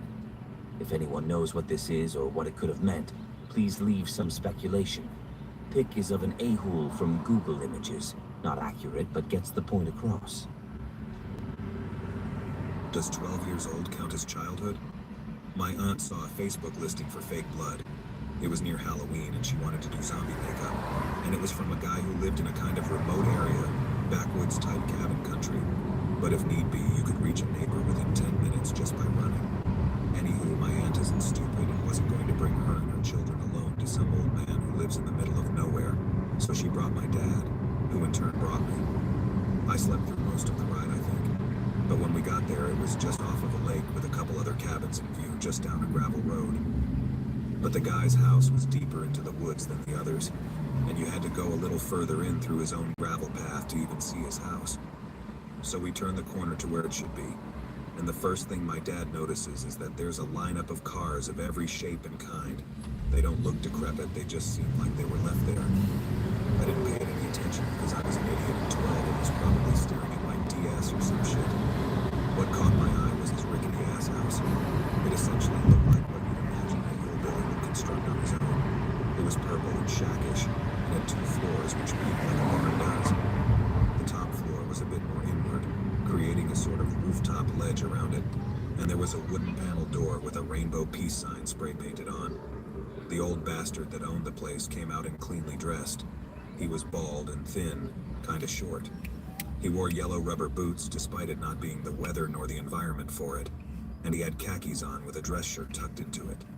So my dad makes idle chit-chat and my aunt is just kind of standing there, despite being the one who had business with him. He invites us inside his shack, and of course to be polite, we follow him. It was kind of musty. We entered through some sort of laundry living room hybrid. I remember there was stained carpet, and in the corner of an outcrop was an industrial-sized washing machine, and there was a smell of rot in the air I didn't take notice of till we went up 3 steps into his kitchen. The thing that strikes me most about his kitchen was that it seemed out of place, like someone had cut out a restaurant's appliances and stuck them in there. It was all stainless steel, like sheet metal, with pans hanging from a vent thing on top of a prep table. In the corner of the room by the wall was a massive stack of plastic beans, with nothing noteworthy in them, just that they were circled. On top of one of them was like 4 kittens who vomited and shat while the old guy beckoned us further into his shitty house. It was like he was baiting us or some shit, keeping it up. He went, "It's just back here, it's just back here." There was also random chemical bottles strewn about the floor that's covered in cat vomit at this point. The most noteworthy thing was the bleach next to the massive all-metal fridge. Why the hell did he have a bottle of bleach just kicking around his kitchen? Anyway, that coot wants us to follow him into the next room, which is covered wall to wall in plastic bins full of random bullshit floor to roof. But was a clearing made for what I think was a green screen. It was just a green sheet pinned from the roof that draped down around the floor, and in front of it was a camera on a tripod. This is when the alarms go off in my aunt's head, and she pretends my baby cousin, who she's holding, just spit up, even though it was obvious she didn't, and that she had to go back to the car to clean it up. Me, being an asshole, 12 years old, left my dad behind to fend for himself in that nutcase's house in Lunacy.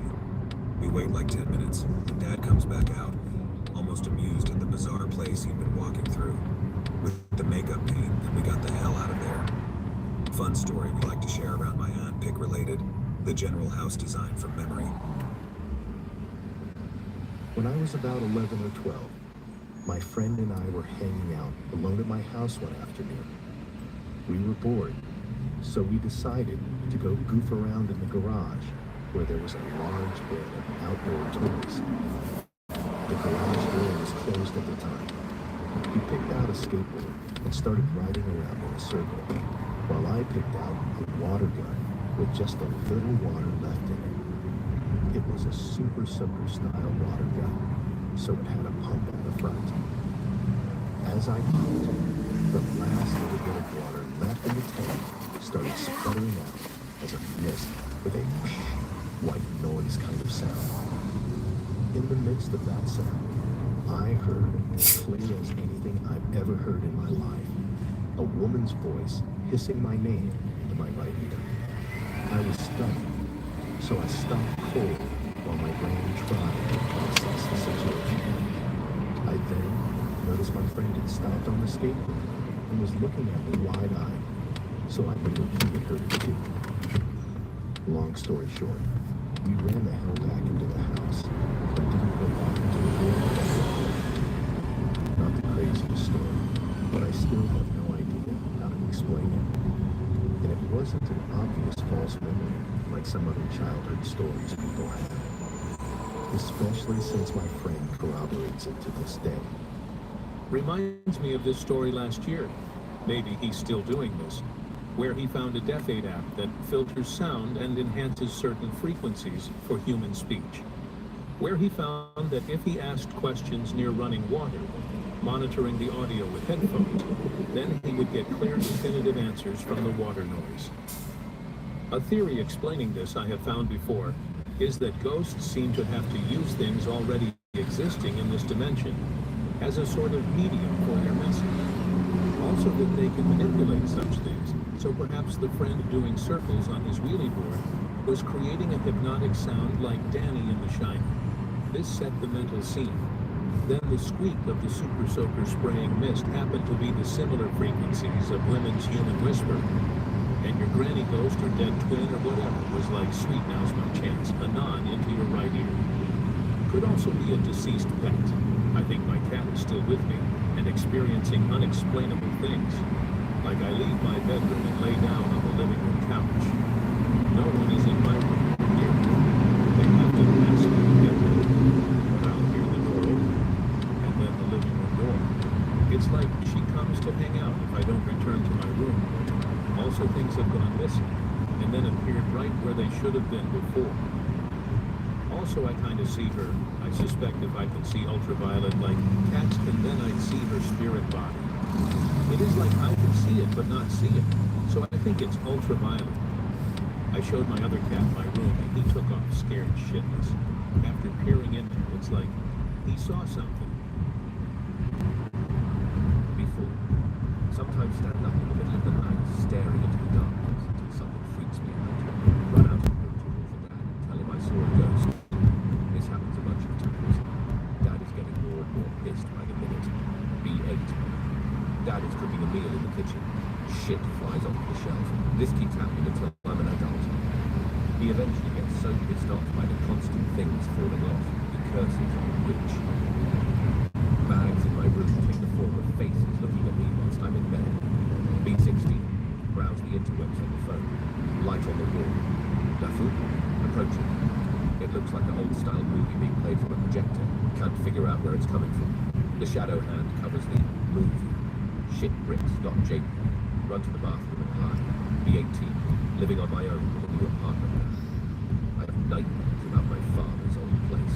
just the damn poor money into my life. He sold me to time. Think nothing of it. Be 19. Another night at this time in my own apartment. See shadowy hands cover the entire wall of my apartment, unable to breathe. Wake up, gasping. Beat. 21. Constant knocking sounds coming from the walls. Have new neighbors constantly, and the knocking still happens. It's not from them. I'm also not allowed tenants in the apartment. Still have nightmares. I don't ever feel safe. Constant depression. Every room is vibrating with negative emotion. Am I genuinely ill, or am I just going insane? Even though I usually spend my time lurking on the boards, I randomly decided to look at X. And this thread actually reminded me of the story that happened to me when I was a child, so I'll share it. When I was about 7 or 8, I used to share a room with my brother. We had bunk beds. He was on the bottom bunk and I was on the top. One night I had a dream I was being chased through my old house I used to live in. I moved right before my 5th birthday. Anyway, I was in my old house and I was being chased by something. I'm not sure what it was, but I remember it was me. Possibly my brothers, and a lady wearing a rose dress running and hiding from something in the old house. In my dream, I never saw the woman's face, but I remember trying to hide from whatever it was that was in the house chasing us. When I woke up from the dream, I looked over at the dresser, and I noticed there was a black silhouette in the shape of a person lying in front of it. I stared at it for what I'm guessing was a few seconds, and from the neck down, the silhouette lit up. It was a lady wearing a rose dress, and she was pointing at me. I remember she had red painted nails, and the dress was covered in a burgundy flower pattern. Again, only from the neck down, the silhouette lit up. The face and hair remained dark, and I never saw it. Needless to say, I freaked out, so I turned over facing her. I was over my head and closed my eyes until I fell asleep. The next morning, I went into my mother's room and asked her if she had been in my room in the middle of the night. She said no, and I told her the story.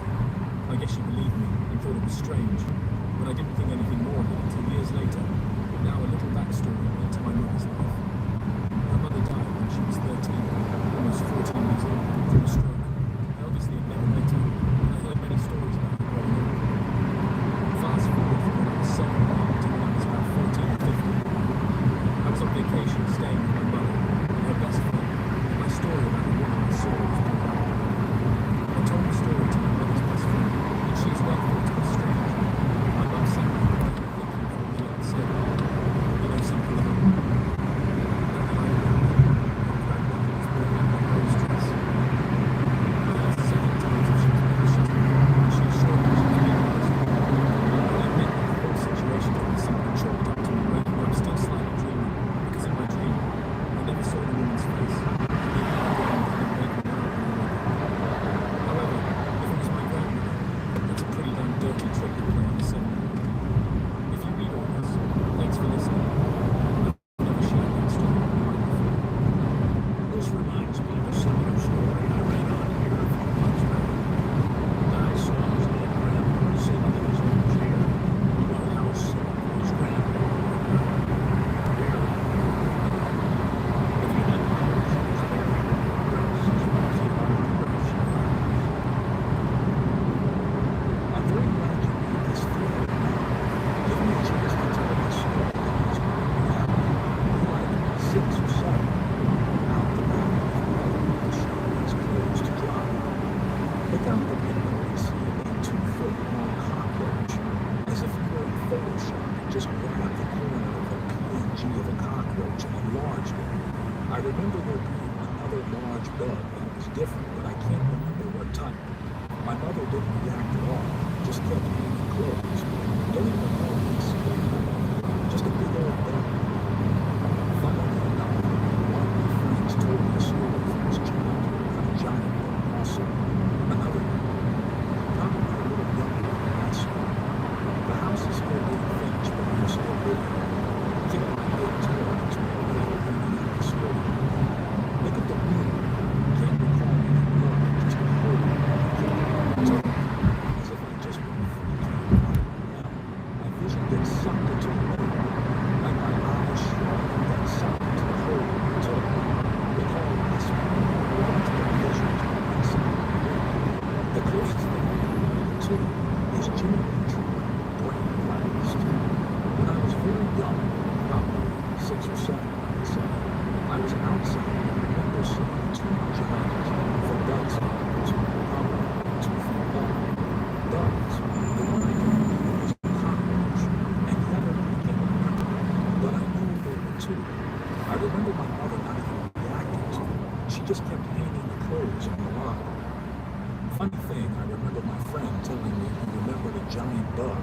information altered as well.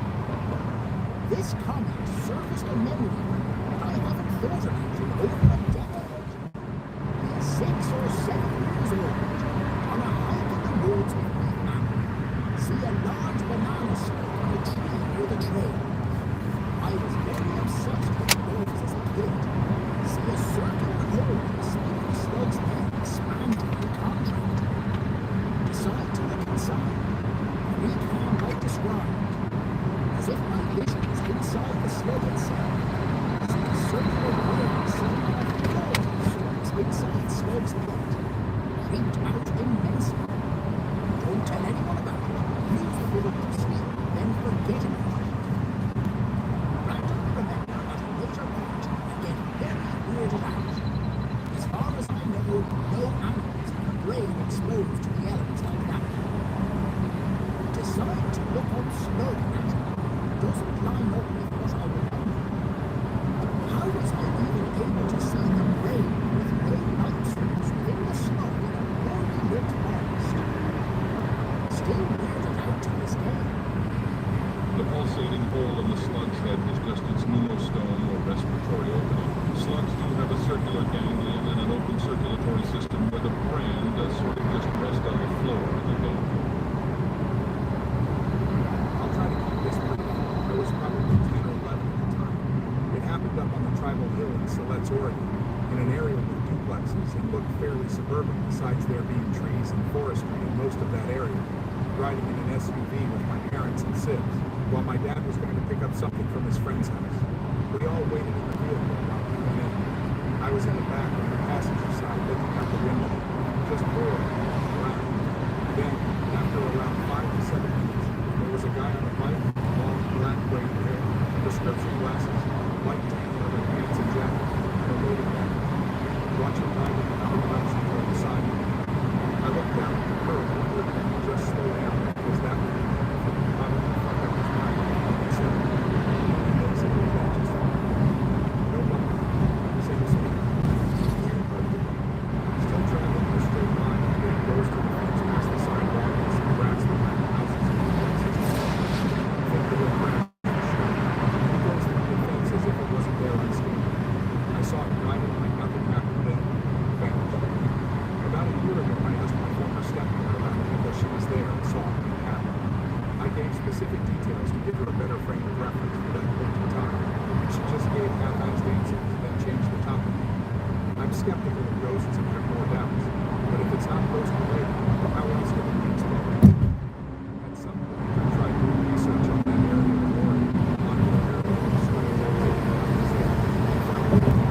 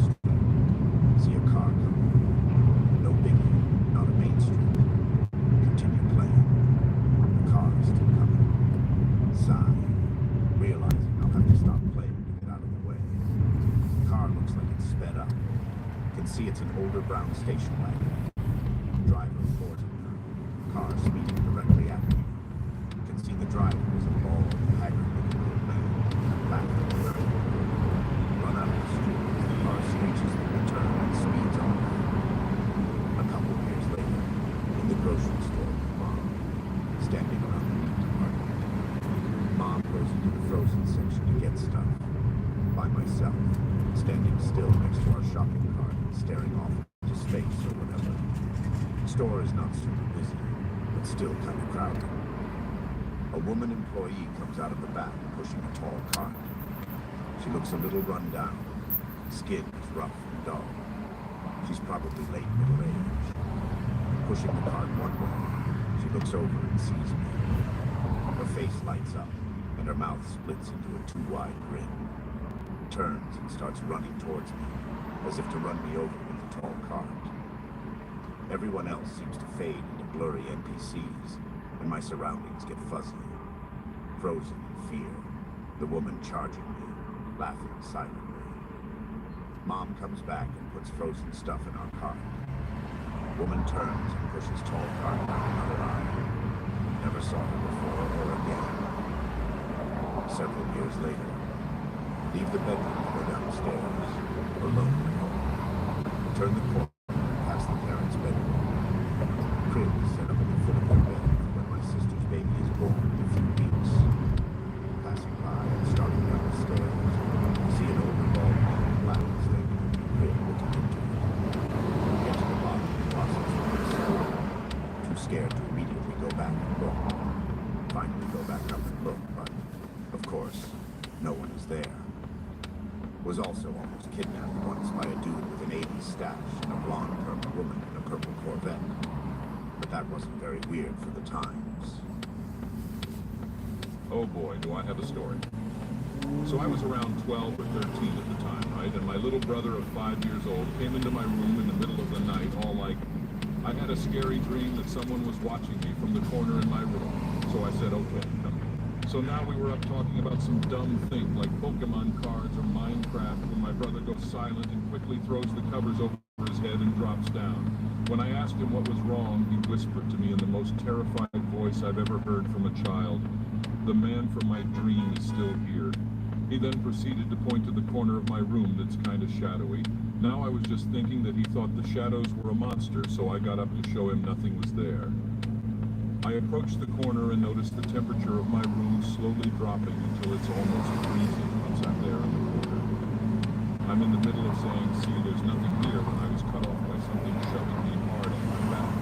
Needless to say, I was terrified and hid under the covers with my little brother until the sun hit. I changed rooms a couple weeks later and still haven't stepped foot in that corner ever since. I hope that you enjoyed tonight's broadcast. If you enjoyed tonight's story, then please subscribe to the channel for free tips for the people. New broadcasts will appear on the Times, Thanks. Good night, Central Time.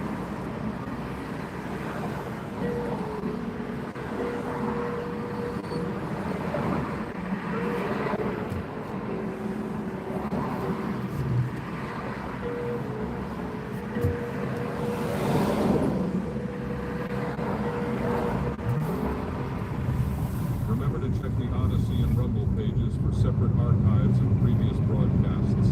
It's gonna be on the left or right side?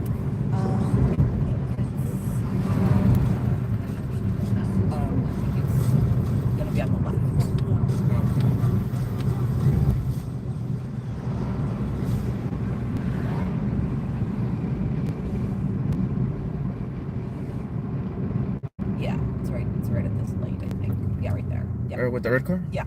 Right. Greetings and bienvenue, Midnight Crew. Thank you for returning to this broadcast. Welcome to you if you're joining us for the first time. If you like the video, then feel free to subscribe. And this threat actually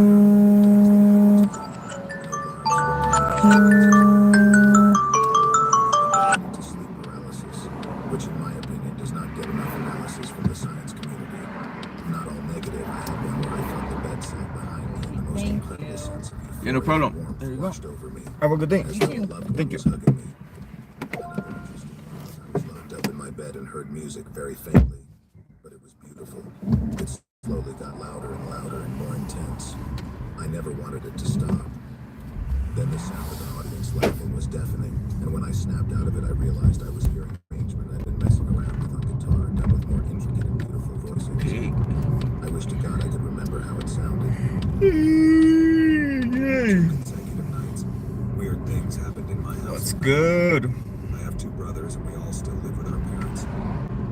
brothers and I have our rooms on the second floor, and my parents have theirs on the first floor. One night, everyone was already sleeping, and I was watching a horror movie, and I clearly remember a banging sound at the front door, multiple times. I freaked out. I have to add that it was around 4 a.m., and I was using headphones, but still was able to hear it. I thought it was a sound effect from the movie, so I went back several times wishing to hear the sound, but I didn't. And I was not brave enough to go downstairs and check, so I closed my laptop and went to sleep.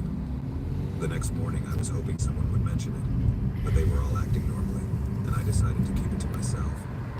The day overall was unremarkable. My brothers were not going to be home that night. I sleep with the door of my room open most of the time. And from my room, I can see the stairs leading to the living room and the front door. That night, I heard no banging on the front door, but I saw the lights of the living room going on and off twice, then remained on for I want to say at least 3 minutes and then went off. When that happened, I called my dad several times, because he does wake up at night to have a snack every now and then, but he didn't answer, and my voice was loud enough. Can't really describe how I felt when nobody answered, but I froze up for a bit. I grabbed a baseball bat, but then the lights went off and remained like that. I fell asleep and woke up the next morning to my mom calling me for breakfast. I told her about it that morning, and my dad as well when he got home from work. My dad said he did not wake up at all last night. He was very tired. After that, I had a hard time sleeping for several nights, but nothing ever happened again. Don't know what it was, and I don't know if this counts as paranormal, but it was scary enough to me. Well, this ended up being way longer than I thought. I think I was around 19 at the time, and it was October, so my friends and I were in the mood to be spooked by scary things. We got online and looked at the, supposedly, most haunted places in our city.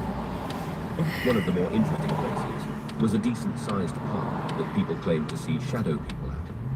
We waited until 11-ish at night and drove over to the park and started exploring. We were there for a while, probably 45 minutes to an hour, just hanging out by a big memorial statue thing. It was located on top of a small hill. The hill wasn't high or anything, but it was in the center of a big clearing. There were lots of trees in the park, but from where we were looking out into all of the trees from this big clearing. Our eyes were playing tricks on us, and we started Hi, for Kareem? moving around. Alright, hi. We all knew that we weren't really seeing anything, and it was probably the cold weather and staring at so many dark light shapes for so long. There were scattered lights in the park to light the path, so it wasn't completely dark. If you make like a little We U-turn eventually and go got out the bored way you and came. decided to follow the sidewalk further into the trees before we left. Oh, The website had claimed that see there if was I a can make creepy it right house now. in the trees, and there are urban legends of a this witch guy over living it here. in. Obvious spooky It's kid stuff, but whatever. We followed the path for probably 5 minutes, surrounded by large trees on all sides, and I noticed something that caught my eye.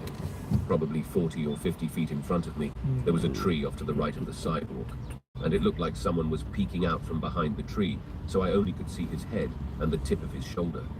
The shape was pitch black and had absolutely no features, and I shrugged it off as just a shadow from other trees or branches above or something. It was noticeably darker than its surroundings. I kept my eye on the shape as we approached the tree it was hiding behind. I was sure it was nothing, but just in case someone was watching us and was going to attack us or something, I didn't want to just ignore it. We got maybe 20 feet or so from the tree, and in the next second, the following happened. The shape was gone. My brain immediately began to try to process where it went. My first instinct was that I must have blinked, and due to my positioning and the light, the shadow was no longer visible. Just as that thought came to my head, one of my friends started to flip and shit. No way! What the hell? I could hear my fear in his voice, so I immediately At this point, I was concerned with whatever the implications were of me finding someone behind the tree. I just wanted to prove to myself that it was either a real person behind it, or there was nobody there at all. I wanted answers, and if I gave the person time to get away, I wouldn't have any. To explain the next part, I'll say that I've had some paranormal experiences in the past that I personally know I experienced, but I understand that nobody would believe me, because anecdotal evidence is the weakest form of evidence. So at this moment in time, experiencing something that my friend reacted to exactly when I noticed it, my first and only goal was to prove that we had both seen the same exact thing before either of us told each other what we had seen. I ran towards the tree. I started yelling to my friend to shut the hell up and don't say shit. I made sure he didn't say what he wanted to. The other guys we were with, 4 or 5 of them, were all really freaked out and confused at all of the sudden drama. I ran to the tree, looked around it, looked around several other trees, and nobody was there. There was never any sign of anyone being there, no noises of footsteps crunching in the leaves, nothing. Turns out he saw exactly what I did. He explained it as what looked like a human head and shoulder peeking out and watching us from behind the tree. Then suddenly it was gone. It was darker than the night around us, and after we had messed around and tried to get a good idea of how tall the thing was, we figured it must have been 8, 10 feet tall, way taller than we were, to have its head as far up as we saw it. The trees didn't have any low branches at all, so someone hanging out of the tree wasn't an option. YouTube was a thing back then. This was around 2010-ish, but it wasn't like it is now. At the time of this experience, I had never heard of or seen anything like this. Now I've seen so many videos with the exact same thing happening to people. I never believed paranormal videos online, but these all look exactly like what I witnessed.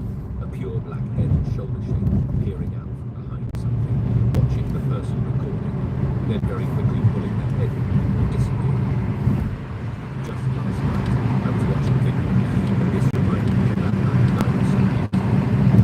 My friend and I was really close. We haven't brought up the story for years. The only reason I was reminded is because my girlfriend asked me to find out what the scary experience is going to explain.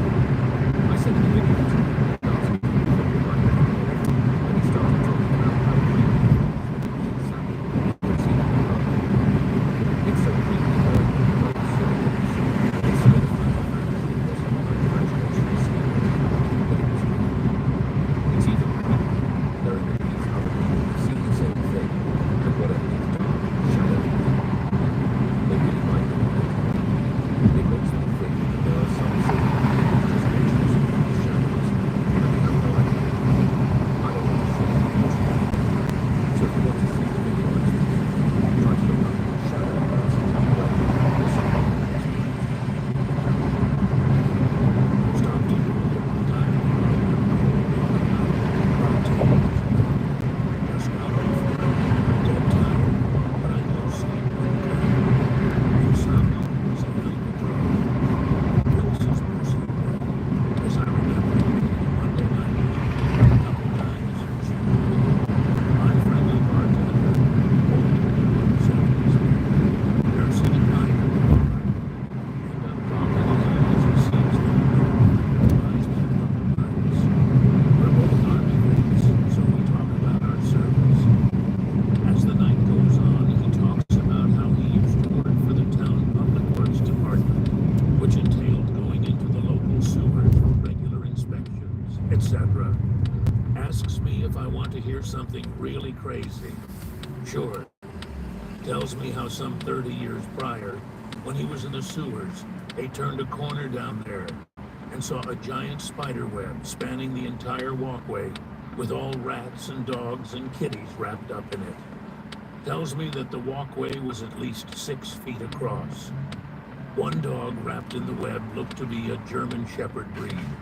They hightailed it out of there and told the supervisor or whoever what they had seen. And instead of disbelieving them, he hired guys with flamethrowers to go burn it. Never learned what came of it after that, as he switched jobs and never went back into the sewer. Apparently, a couple small children had also disappeared in the area around that time. Just kind of brushed it off with a, "Man, that's crazy," thanked the home.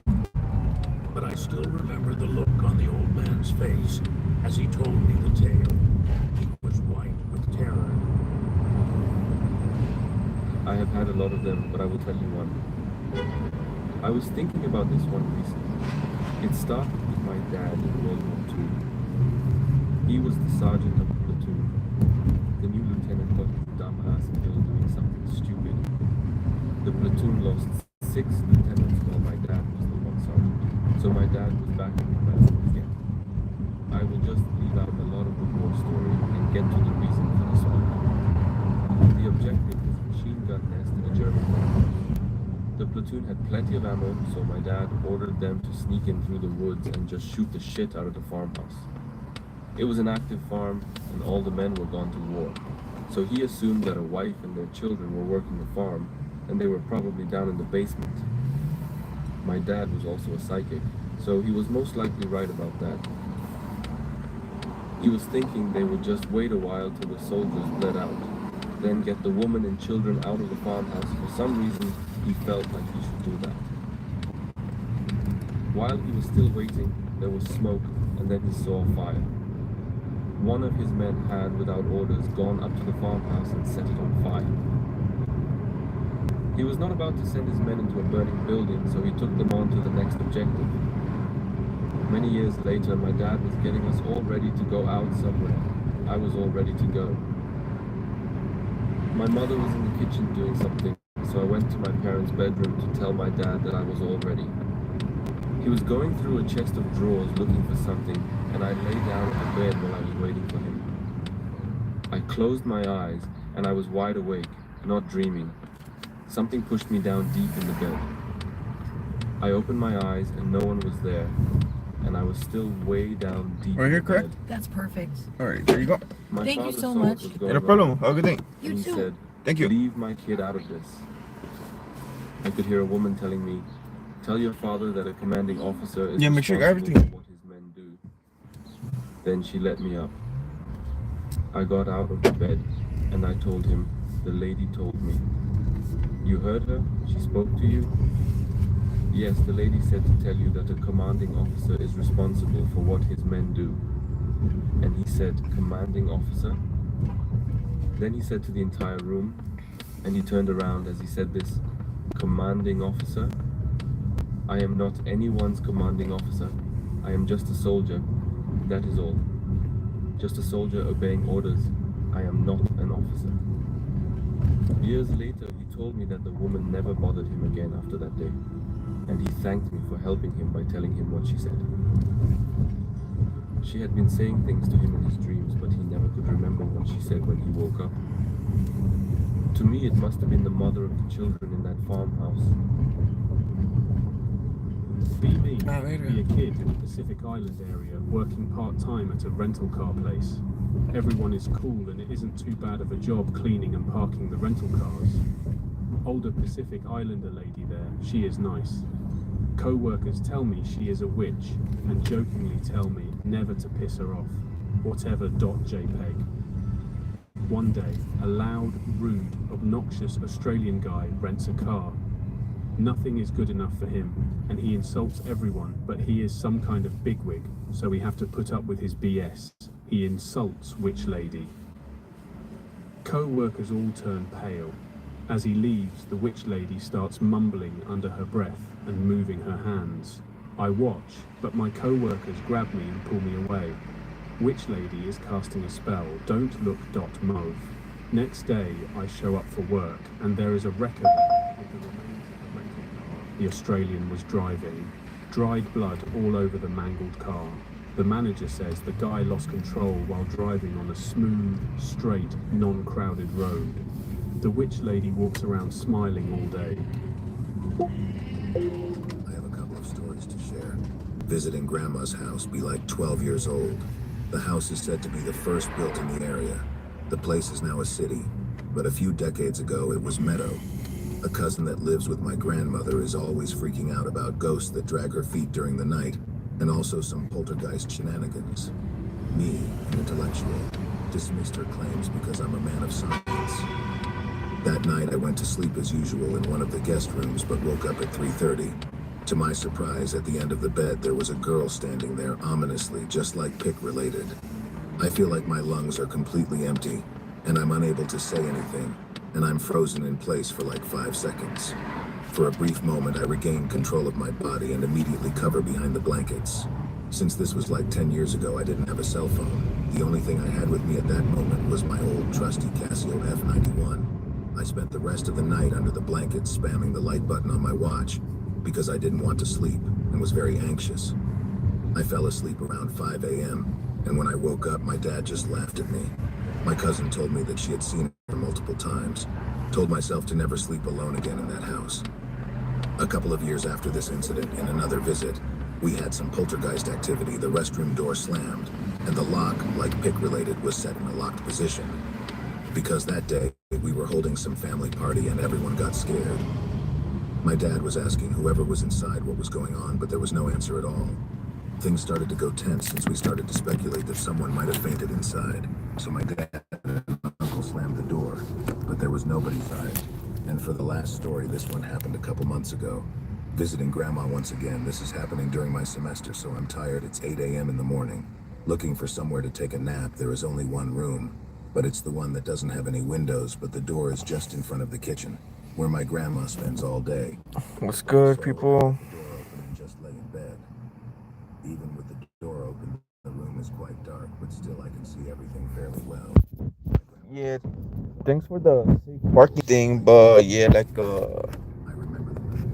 I just be crashing out wherever, you know. Thank you, Johnson Mojica.